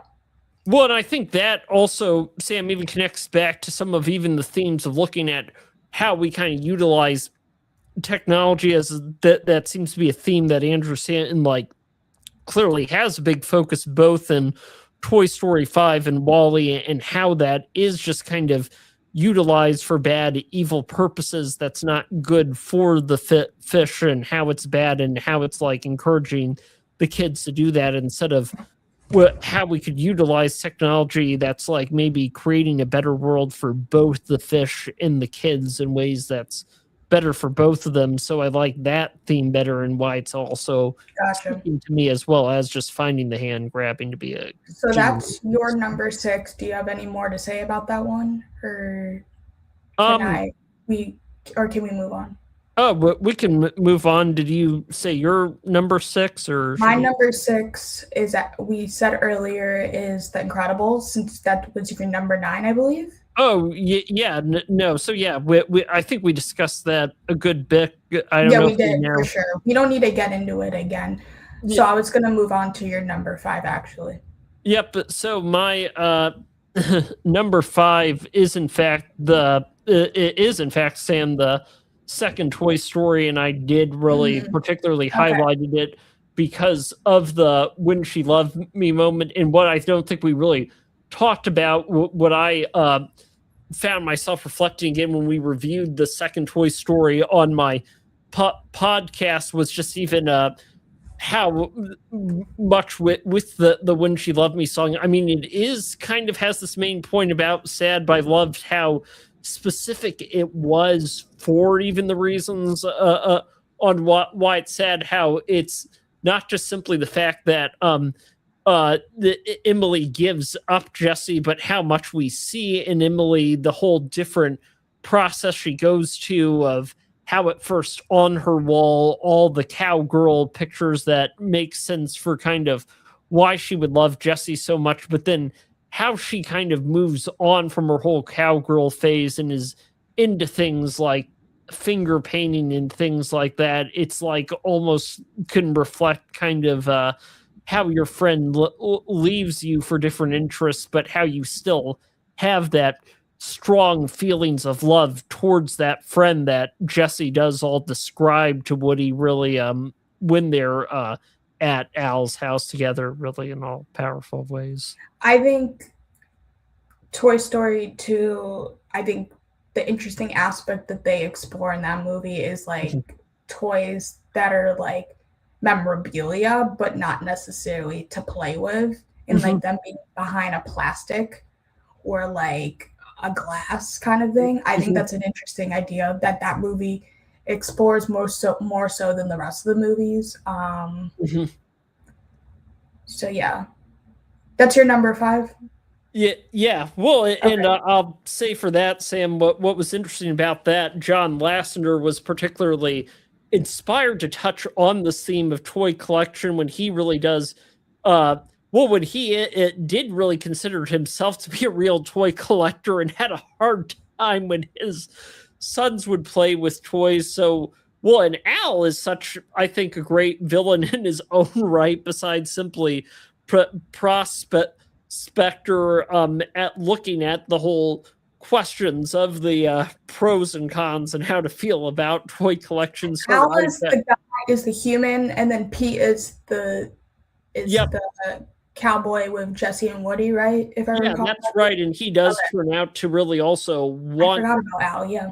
to go to the museum in Japan that Al plans to send them to, since I guess how I described actually at different times, both when me and Michael reviewed both Toy Story 2 and 5, is how much he doesn't really see uh children as anything but ones who destroy toys, like said, or I don't know if in some ways you could say maybe sees them a little bit like the Darla. I don't know if like even if what extent. I mean, she was just a baby. If Andy's sister could be somewhat similar to Darla when she kind of goes on her rant of attacking toys. But anyway, that's like I'm going on too much of a rant there. But Prospector's view and why he thinks it'd be better for them.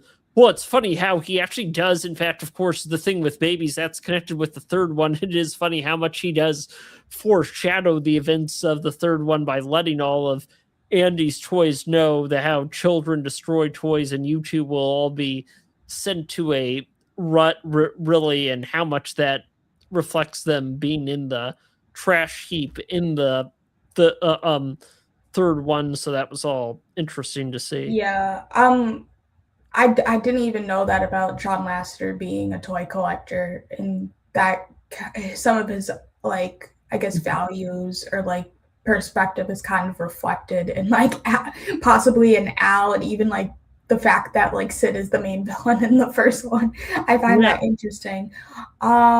It's okay if I get into my number 5, um or do you have I guess maybe anything more to say? just one. I'm just thinking. I feel like I just do have last to say, but I do want you to get into your number 5 soon. I mean, I guess that. Well, actually, Sam, the only other thing fun I thought I would mention when we did review the fifth one, my podcast, me and my podcaster did wonder what they would do if they were to do a number 6, since Andrew Stanton's thinking that could be serve as a good end of Bonnie's trilogy, and we wondered well, my co-host wondered would they make Bonnie a toy collector, and I think I like that idea more than he did, Wow, really, and that could. that's an interesting idea if they do a 6 movie. I don't know how I would feel about that, to be honest. Yeah, no, well, it has the potential to be good. It has the potential to be bad. I just hope they can. Well, if they're up for exploring it, I do hope they can make something good. I know that it has the potential to not be good, but I think it does have the potential. So anyway, I don't know if the Pixar people will think about that at all, and if they end up hearing my idea on this or Michael's idea. I mean, I think I'd be willing to take the credit for that and see if they'd make a good movie about that. But like you say, they may not make good ones. So Um, there's a lot of questions there. But anyway, let's move on to your number 5. yeah, my number 5 is Onward. Again, all these top 5 movies for me were movies that made me like tear up or cry to some degree. Um, and Toy Story 5 did also make me tear up. I don't know if the previous 4 Toy Story movies have made me cry at all or tear up. And that includes the third one, which I know might be controversial since I know that's the one that gets people in the emotions, in the feels the most of the whole franchise. But so there's an argument of technically Toy Story 5 could be here rather than Onward, but I didn't include Toy Story 5 in my list because, as I said earlier, I didn't want to knock out Inside Out 2. Mm-hmm. Um, and I wanted to keep Wally as well. So I was just like, I can't knock any of these movies off. So Onward, I feel like does not get enough credit. I really like these two brothers who are trying to somewhat keep the spirit alive of their father, um, to some degree, and only having like one day really to do it. Mhm. And it's there. It's funny. The general premise is funny, but I do think this movie didn't get enough credit, and part of it is because it came out, I think, around the pandemic, so a lot of people just didn't check it out because of that. And I feel like if more people had seen it, I don't know if people would hate it as much as they think they might. I think one of the criticisms is this doesn't feel like a Pixar movie. This feels like DreamWorks or Disney instead. Mhm. And it's like, but this movie still has a lot of a heart, and like the emotional journey of like grieving, like of them grieving the father, and like just wanting to spend a little bit of time with him again is just it I liked it. I know people think Chris Pratt gets cast in too many voiceover roles, and I agree with that. But I will say he's good in this, from what I remember, and I like Tom Holland as well. And I like the world that they introduced, from what I remember as well. So yeah. Well, I'm sorry to say, Sam, I actually haven't seen Onward, and See, that proves my point.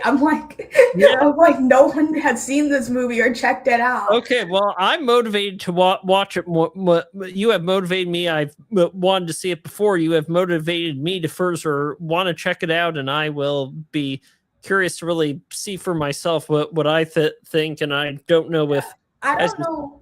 Yeah, I don't know if you would like it as much as me, but just like the, I think people wrongly brushed it off yeah, because of the pandemic, and then also we're like, this looks like a Disney DreamWorks movie. This doesn't look like a Pixar movie. yeah. I mean, I know that's a little bit how actually Sam, another podcast I listened to, Tim talk. I mean, they focus on the DC animated shows Bruce Tim worked on. They do occasionally talk about certain things like Pixar, and I think I remembered so far when they just kind of saw anyway, like a preview of Onward, how much they felt like it didn't look to them like Pixar in the way that a movie like Soul did, and I don't know if that served as too much just missile. I mean, well, and I'm curious to know what their thoughts. I don't know if it does sound like anyway.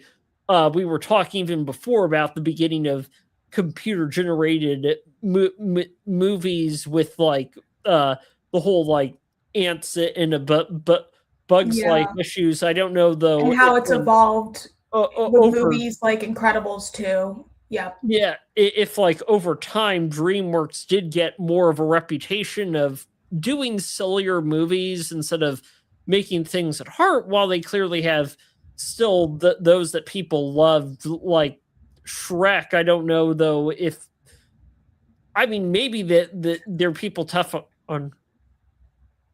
Sorry, what were you gonna say, Sam? No, I was just thinking of something. If their movies are just sillier, or if it's I took the criticism of it feels like a DreamWorks movie as more like Mhm. Shrek and like How to Train Your Dragon, and are kind of more fantasy concepts, Ah, yeah.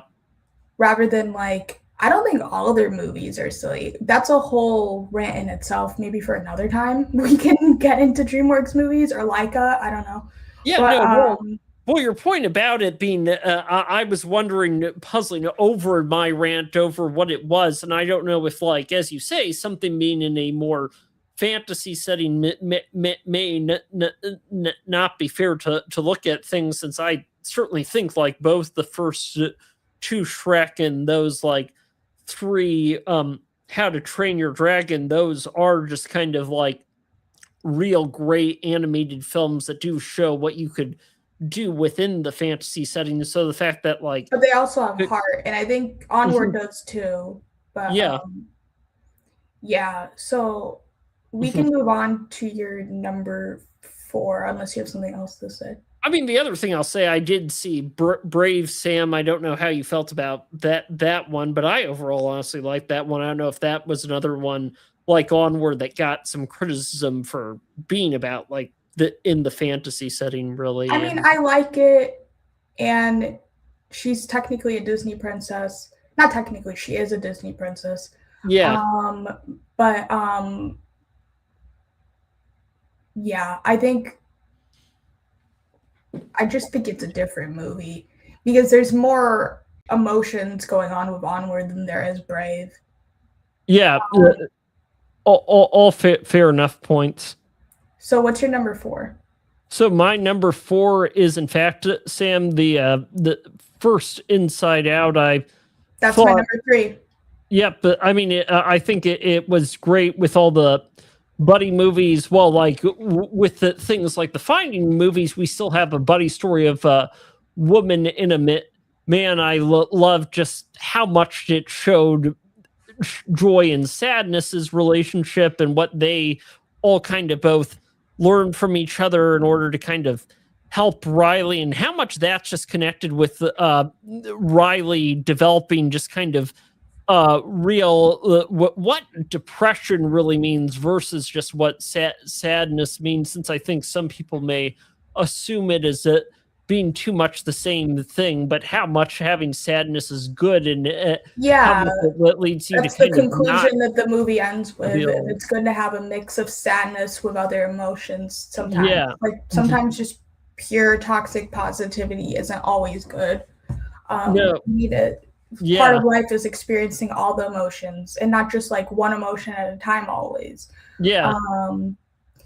I sometimes memories are a mix of multiple emotions.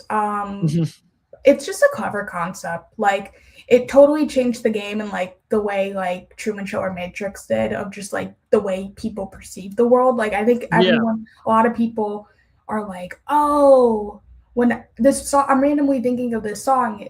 It's kind of like the scene in Inside Out 2 where they have the ball and then the jingle playing in Riley's head. Like just stuff like that. Like it just, and even Inside Out 2 like has an interesting way of framing emotions and stuff. This movie didn't necessarily make me cry. The first time I watched it, it just was like a lot of emotions, honestly. And I was in public kind of like watching it with friends at the time.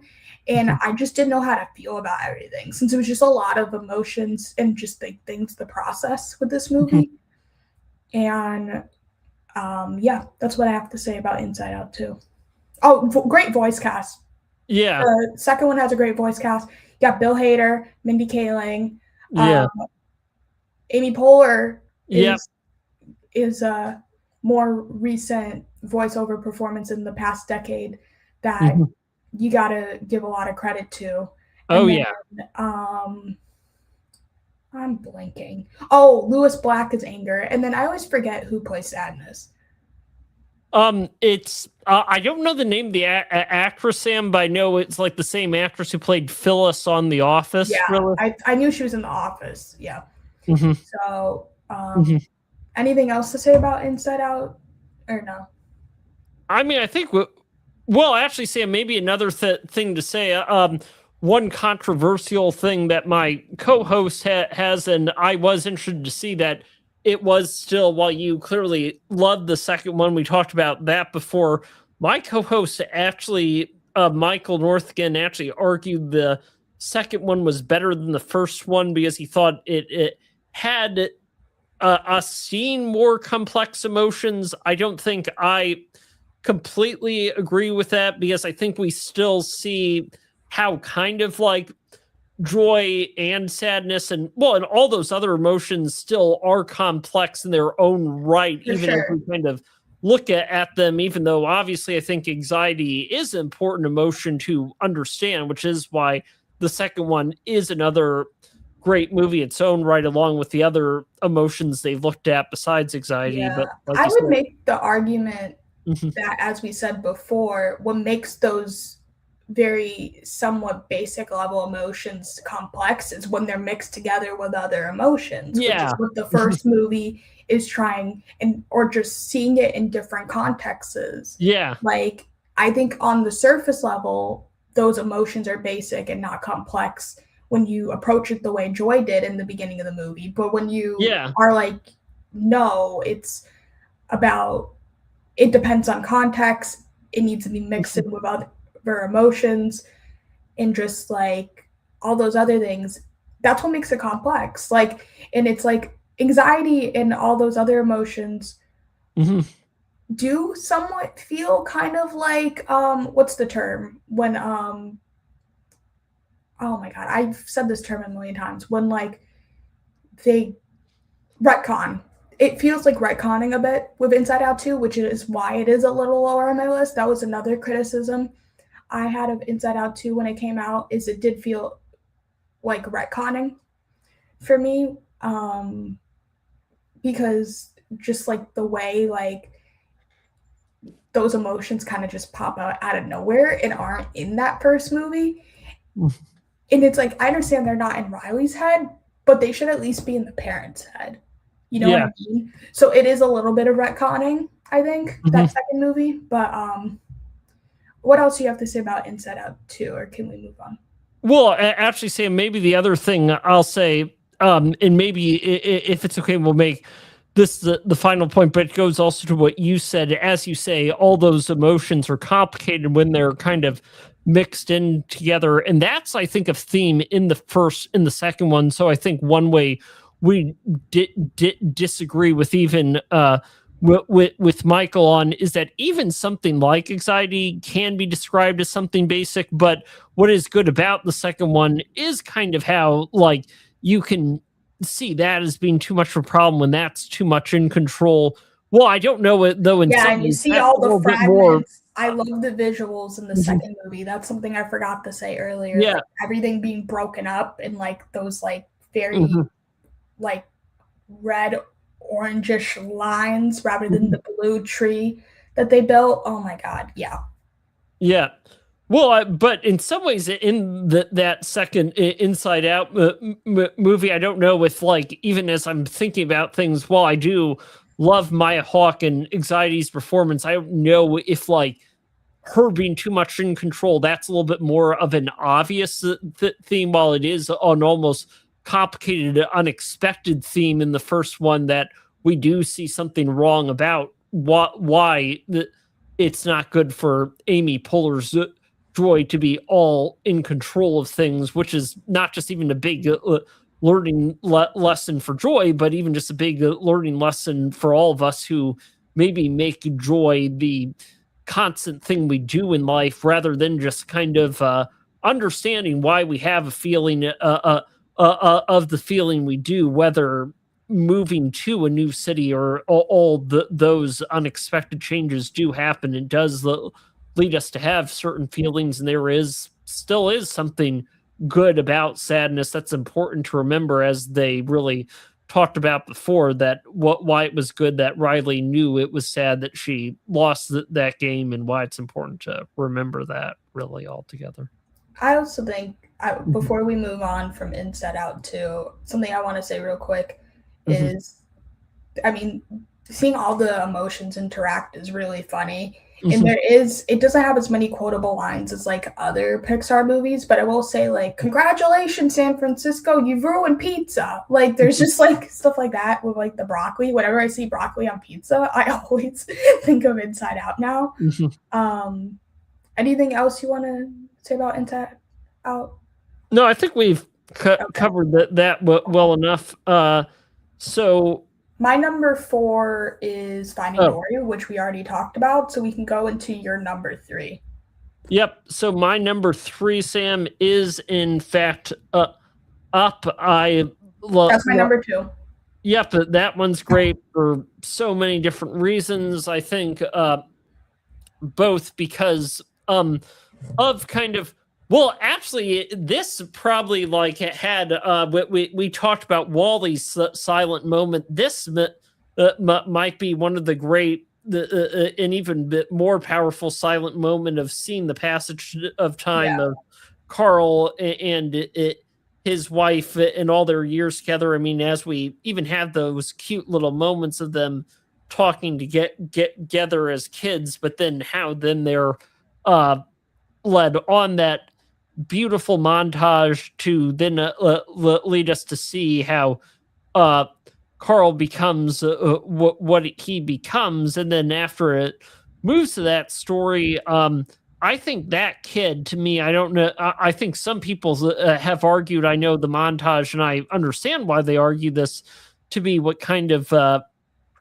um eclipse is and say things like Richard Roper says it goes from greatness to pretty goodness, but still strong. But for me, that kid, the way they Russell is shown as this adventurous kid who does like the old man, is naive in ways that's sharp to other kids too. I thought he was such a great character for kind of like heavy people to be aware of and to be inspired by just the cute, funny adventures of that. And I know kind of like when Pete Docter was working on how much he did look at a particularly heavy person within the Pixar studios and work to kind of get that well done all authentically. And the kid voice actor was all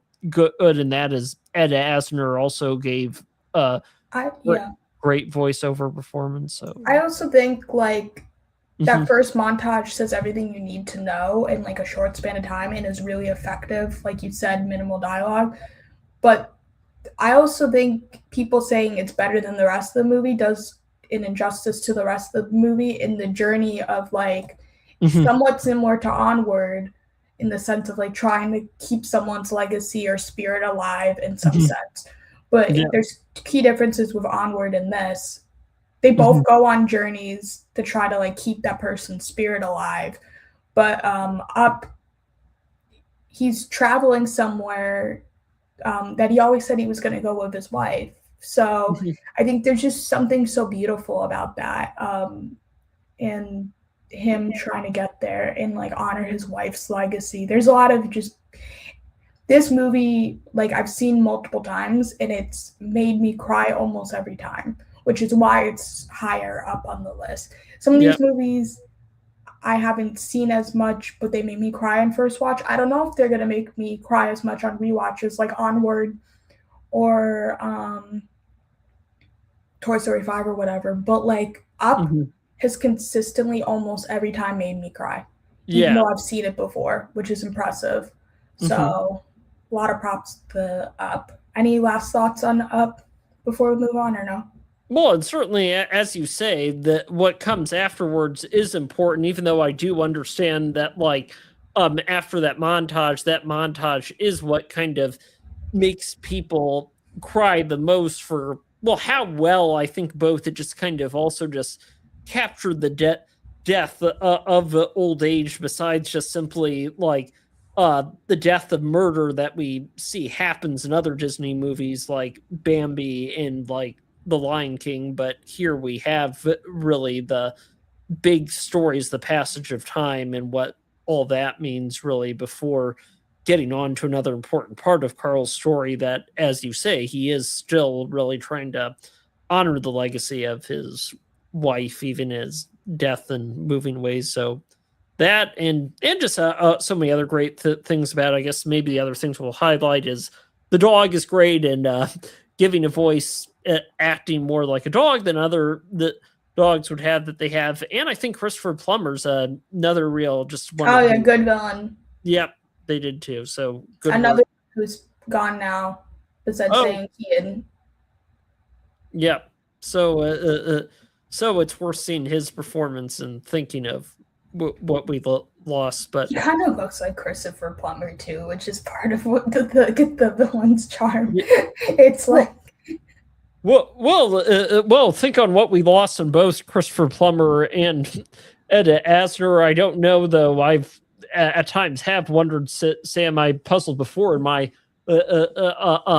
podcast if they would have another just kind of entry into the whole franchise world of Up, and I don't know if they wouldn't have Carl or if they'd have somebody to replace him, but I did even puzzled over with my co-host how we may feel if kind of like J.K. Simmons Yeah. did it, for I example. don't know how you would make that as emotional though as the first movie was. Like, Yeah. or justify Carl's journey as being, unless he's like honoring the legacy of the old Grump. Like, that's the only thing I can think of to make it justified somewhat. Well, Yeah. actually, Sam, what I will say, while they still haven't done a really technical full sequel, one thing I know they have done that I haven't watched yet that I'm interested in doing something is these little short films of Doug days of seeing kind of Carl and Doug together, and that was one of the last things Ed Asner I think did before he died. So I'd be Oh, okay. interested to see Interesting. that and see what that was like. I know Bob Peterson, who was kind of Pete Docter's co-director on Up, was did that. Well, I think he actually did that partly out of inspiration for those little Forky shorts that I did actually see and enjoyed. I don't know if you ever saw that. The No, I'm Forky aware Apple they exist cartoon. though. They're on Disney Yeah. Plus, right? Yep, they're on Disney Plus. So yeah. Okay.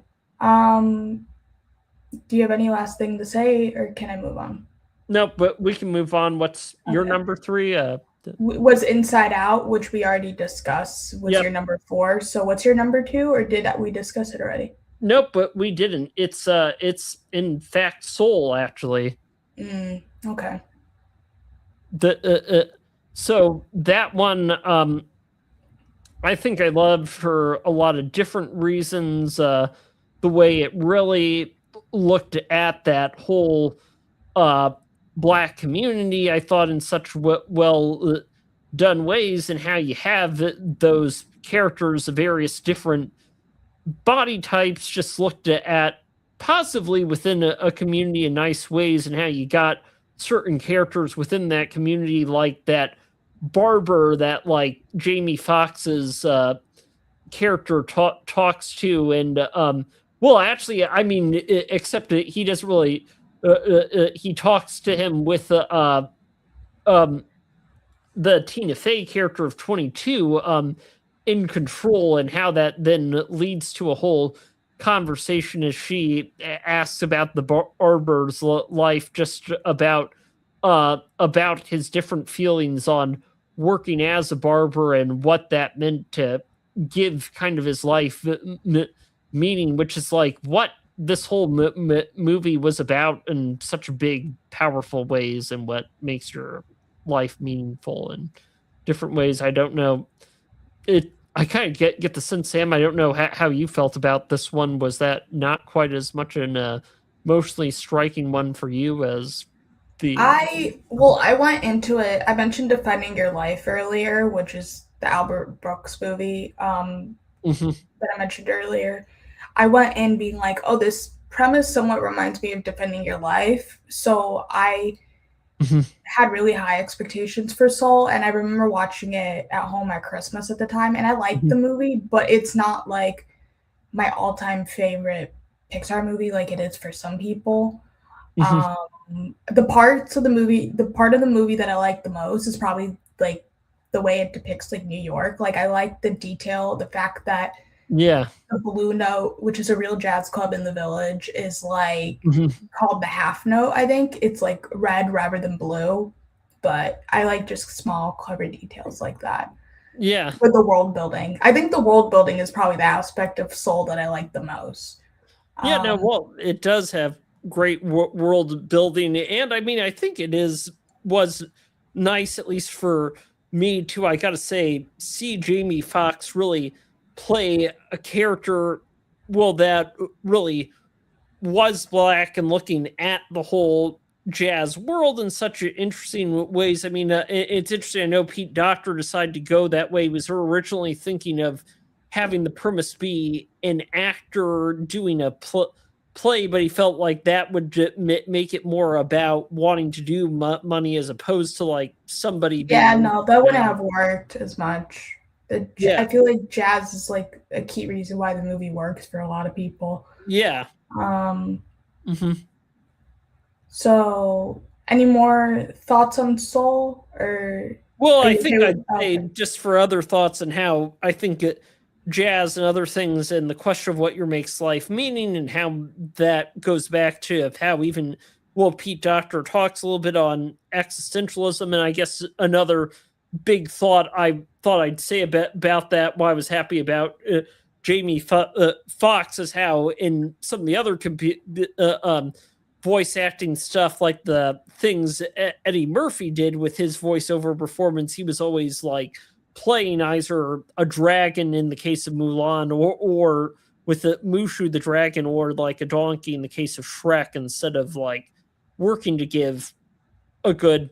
Yeah, that's Although, a yeah, thing that happens, is like black actors playing like animals or like non-existent creatures rather yeah, than actually getting to be human in a movie. I think that's a common criticism with Disney. yeah, Like Princess and the Frog gets that and stuff. yeah, interesting. Well, actually, I know though. It seems like Princess the Frog maybe did get certain. Yeah, well, I still also haven't seen Princess and the Frog, so maybe I should wait then. Oh, interesting. Okay. Yeah, There's parts of the movie that are good, and there's parts I don't like as much, but that's a comment for another day. yeah, But yeah, I think even like if I recall correctly, there's a little bit of that criticism was Soul 2 a bit, if I recall correctly. I forgot though. The specific like ins and outs of the criticism, but okay, yeah. interesting. Well, I'd be interested to hear more what anyway that criticism is, but if you don't know what that is, Sam, You could maybe. probably like look it up online. But Yeah. yeah. Well, I So said what I felt I wanted to say about it, and don't think I need to ruminate more. I may look that up at some point some other day. So now I'm happy to move to your number two, unless you have more about yeah, my Soul you number want to 2 share was your about. number 3, which is Up. Oh, right, right. So that makes me, I think, was your number 1 something I mentioned already No, no, or it's not? not. It's not something we've I talked wonder about. if, I don't think we have the same number 1, but it'd be crazy if we did. What did we not mention that's your number 1? Coco is my number That is one. my number 1 as well. What? I was not expecting us to both have Coco. Yes, okay. We're both in agreement. Great. Yep. You either get Coco or you don't. Like Coco, okay. Go into Coco since yeah. Well, I mean, it is interesting to say if people don't get it, because it does actually I know, it highlight blows a my real mind. Mexican tradition that goes on really for this It's so family, and I beautiful. think it does that in very well done in its look into its world that is fantasy but is real, as we talk about Yeah. different stories of myth, and does just develop such great characters and really worked well. I think they really worked with the Mexican community with that, as that director of that, Lee Ungrich, who did the third Toy Story, thought of a concept but didn't really think as much, and he got somebody like, I think his name might actually be Alfred Molina, even though it's a completely separate person from the guy who played Dr. Octopus and Iron Man 2. I could be wrong about that, but I was certainly glad.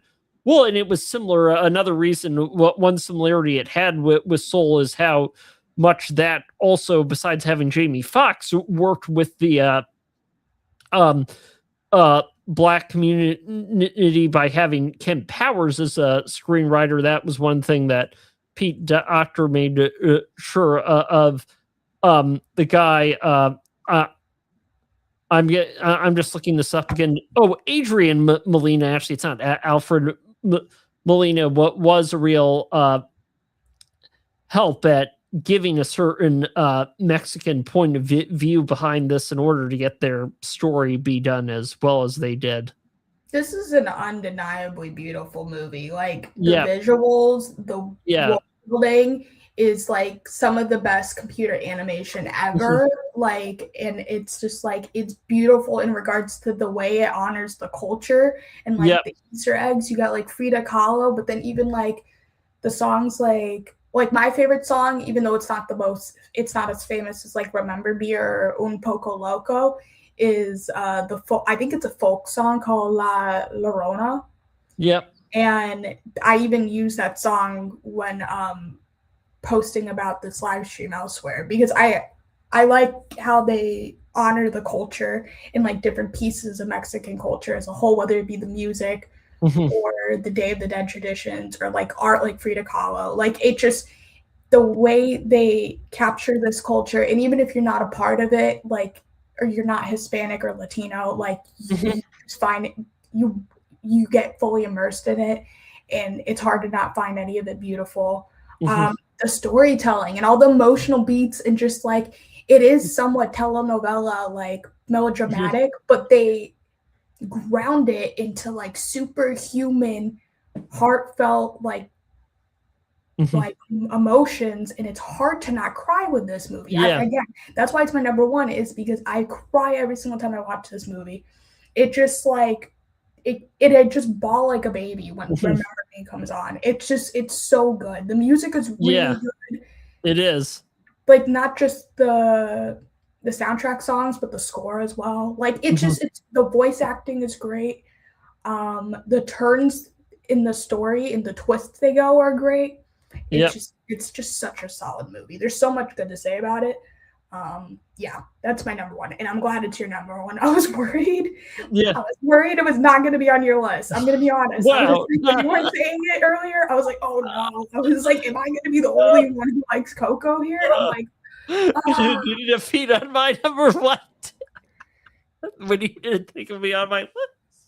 We actually have a lot of overlap. Like again, like our Inside Out, we both had like 3, 4.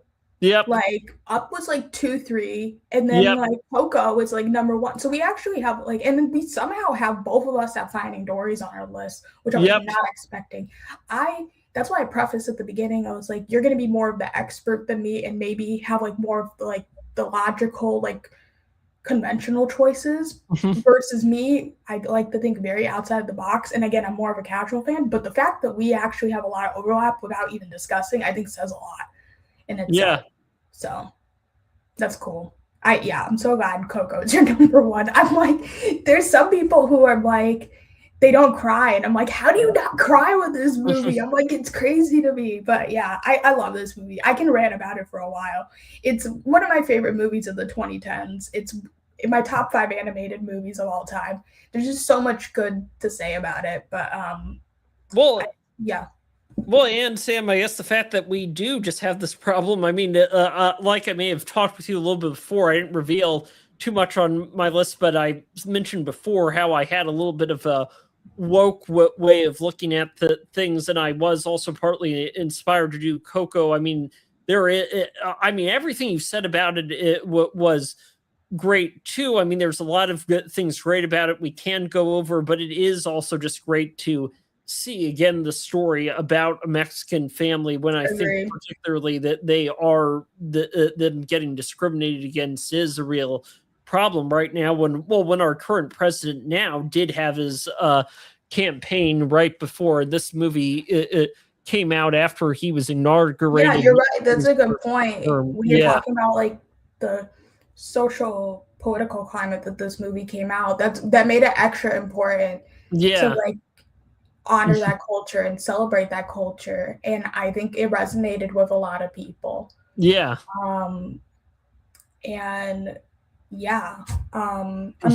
I'll let you say your final thoughts on Coco before we wrap up as a whole.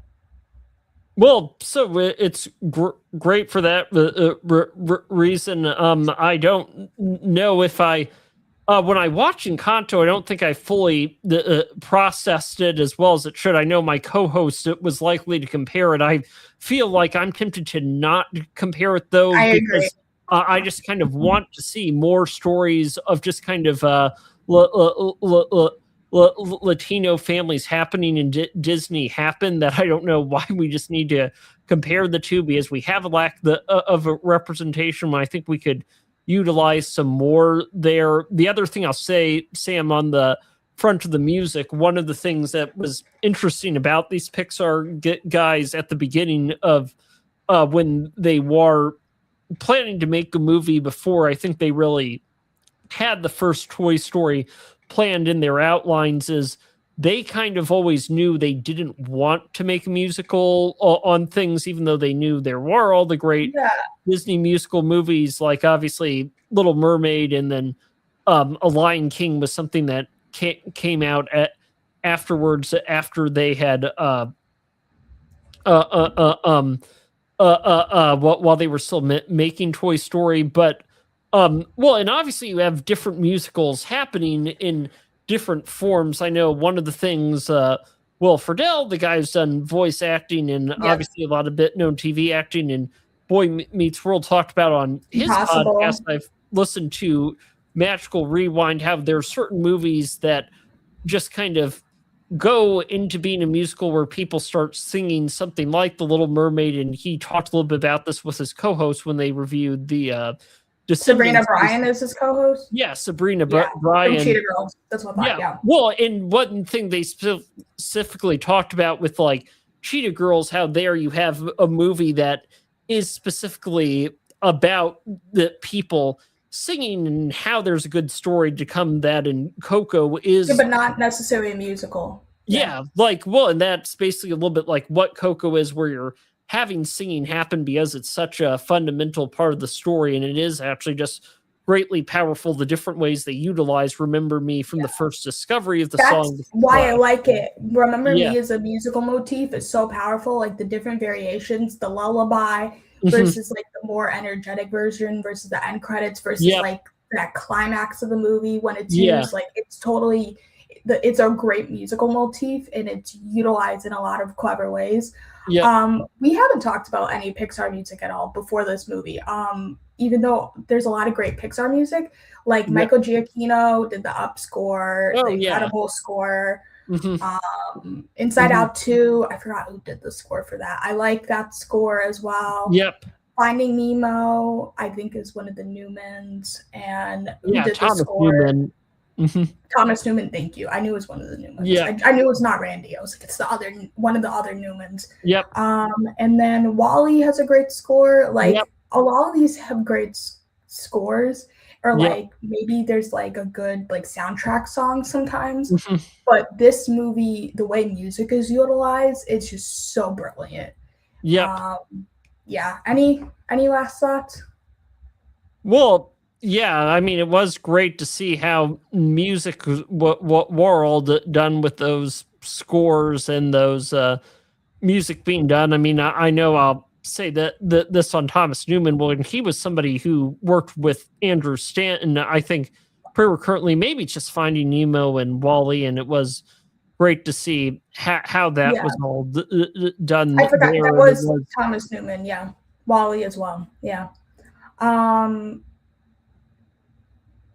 do you have anything else to say about Coco? Well, it was great to see those variations, and like similar to what you were talking about, those variations of Remember Me. I mean, I guess even the first Toy Story, I mean, it's not quite as powerful, but I did like the variation on how at first You Got a Friend in Me started with just kind of Woody and Andy together, really, and Toy Owner, but then how it comes at the end of kind of like Woody and Buzz. But right as we're talking about that, I mean, I thought that powerfully in some ways. Even Remember Me is even more powerful in things. But something Remember Me is powerful to another level.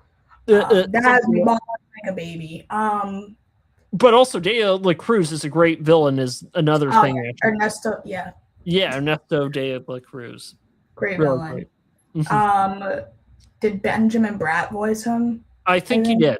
Great voice cast. Gail Garcia Bernal is in there. A lot of other people you may know. Anything else to say about Coco, or are you cool with wrapping up? I'm cool with wrapping up. I'm just gonna try to make sure. Benjamin Bratt did voice Ernesto de la Cruz, so there we go. We got that right there. So glad his contribution there. Latino cast. I hope everyone had fun listening to Reed and I discuss whether you're watching live or not, or the replay. It's hard to tell, since the number glitch is how many people exactly came in, so don't look at that number. But make sure, to everyone who's listening still, make sure to like, comment, subscribe, leave comments sharing your thoughts, especially what Pixar movies you like as well. If there's something that's in your top 10 that we didn't quite mention, maybe like Monsters Inc., for instance, we did not talk about that at all. Yeah, no, that is a great movie, and sorry it didn't make our list, but if anybody wants to hear our thoughts about that, they can always message us, and you can make arguments for why it's your favorite. It's Yeah, very leave a comment. understandable. I've reviewed that one on my podcast, and we look at on that one highly, and that's also just another one of Pete Docter's great films. I'm sorry it didn't make my list and what he directed while I had both up, Soul and Inside Out. I think you're fine. Again, you have those two, so you're good. Yep. If you'd like to see more content from me, I post short movie reviews on my YouTube channel as well as TikTok and Instagram. And my out of theater reactions are around a minute. Recently, I did an out of theater reaction for Toy Story 5, which I did mention in depth in this video. The next live stream I'm going to do is most likely in July on the 11th. I might do earlier, but not a guarantee. 11th is the more guarantee date. And please let me know what other topics you want me to cover next in the comments below. Reed, is there anything you'd like to plug? I plug it in my podcast of Sim on the Spectrum, which you can find in either Spotify, Apple, or Podbean. I think those are the main ones I'm aware of, and probably I'd say Apple and Spotify is probably the ones that you guys probably listen to the most. I'm afraid it's not on YouTube. Who knows if that's possible? It happens someday. And if you want to find me, Instagram or Facebook to talk about anything, whether it is Monsters Inc., since we didn't cover it amongst other things, and maybe there are things that we did miss with everything we covered, even though I felt we covered a lot. Obviously, that we hope we got into the main good points to make about the movies we reviewed. But if there's anything we missed that you want to mention, you can feel free to say so by messaging me directly, or if you want to say that we didn't talk about the tech enough in Toy Story 5, which I liked how they handled it. I just don't want to get into spoiler territory. Feel free to leave a comment about that. Anything else you want to say, Reed, in regards to stuff you're plugging or not plugging? Or in the Toy Story 5 review on the podcast isn't out yet, but we do talk about the tech there. And if anybody thought me and Sam should have reflected more about how Andrew Stanton thinks about tech and either Wall-E, the different Finding movies, or the Toy Story 5, we may talk about that another time. But we've talked about enough here that I think Sam and I have a right to be proud of to wrap up. But for sure. Yeah. Okay. So bye, everyone. Bye, everyone.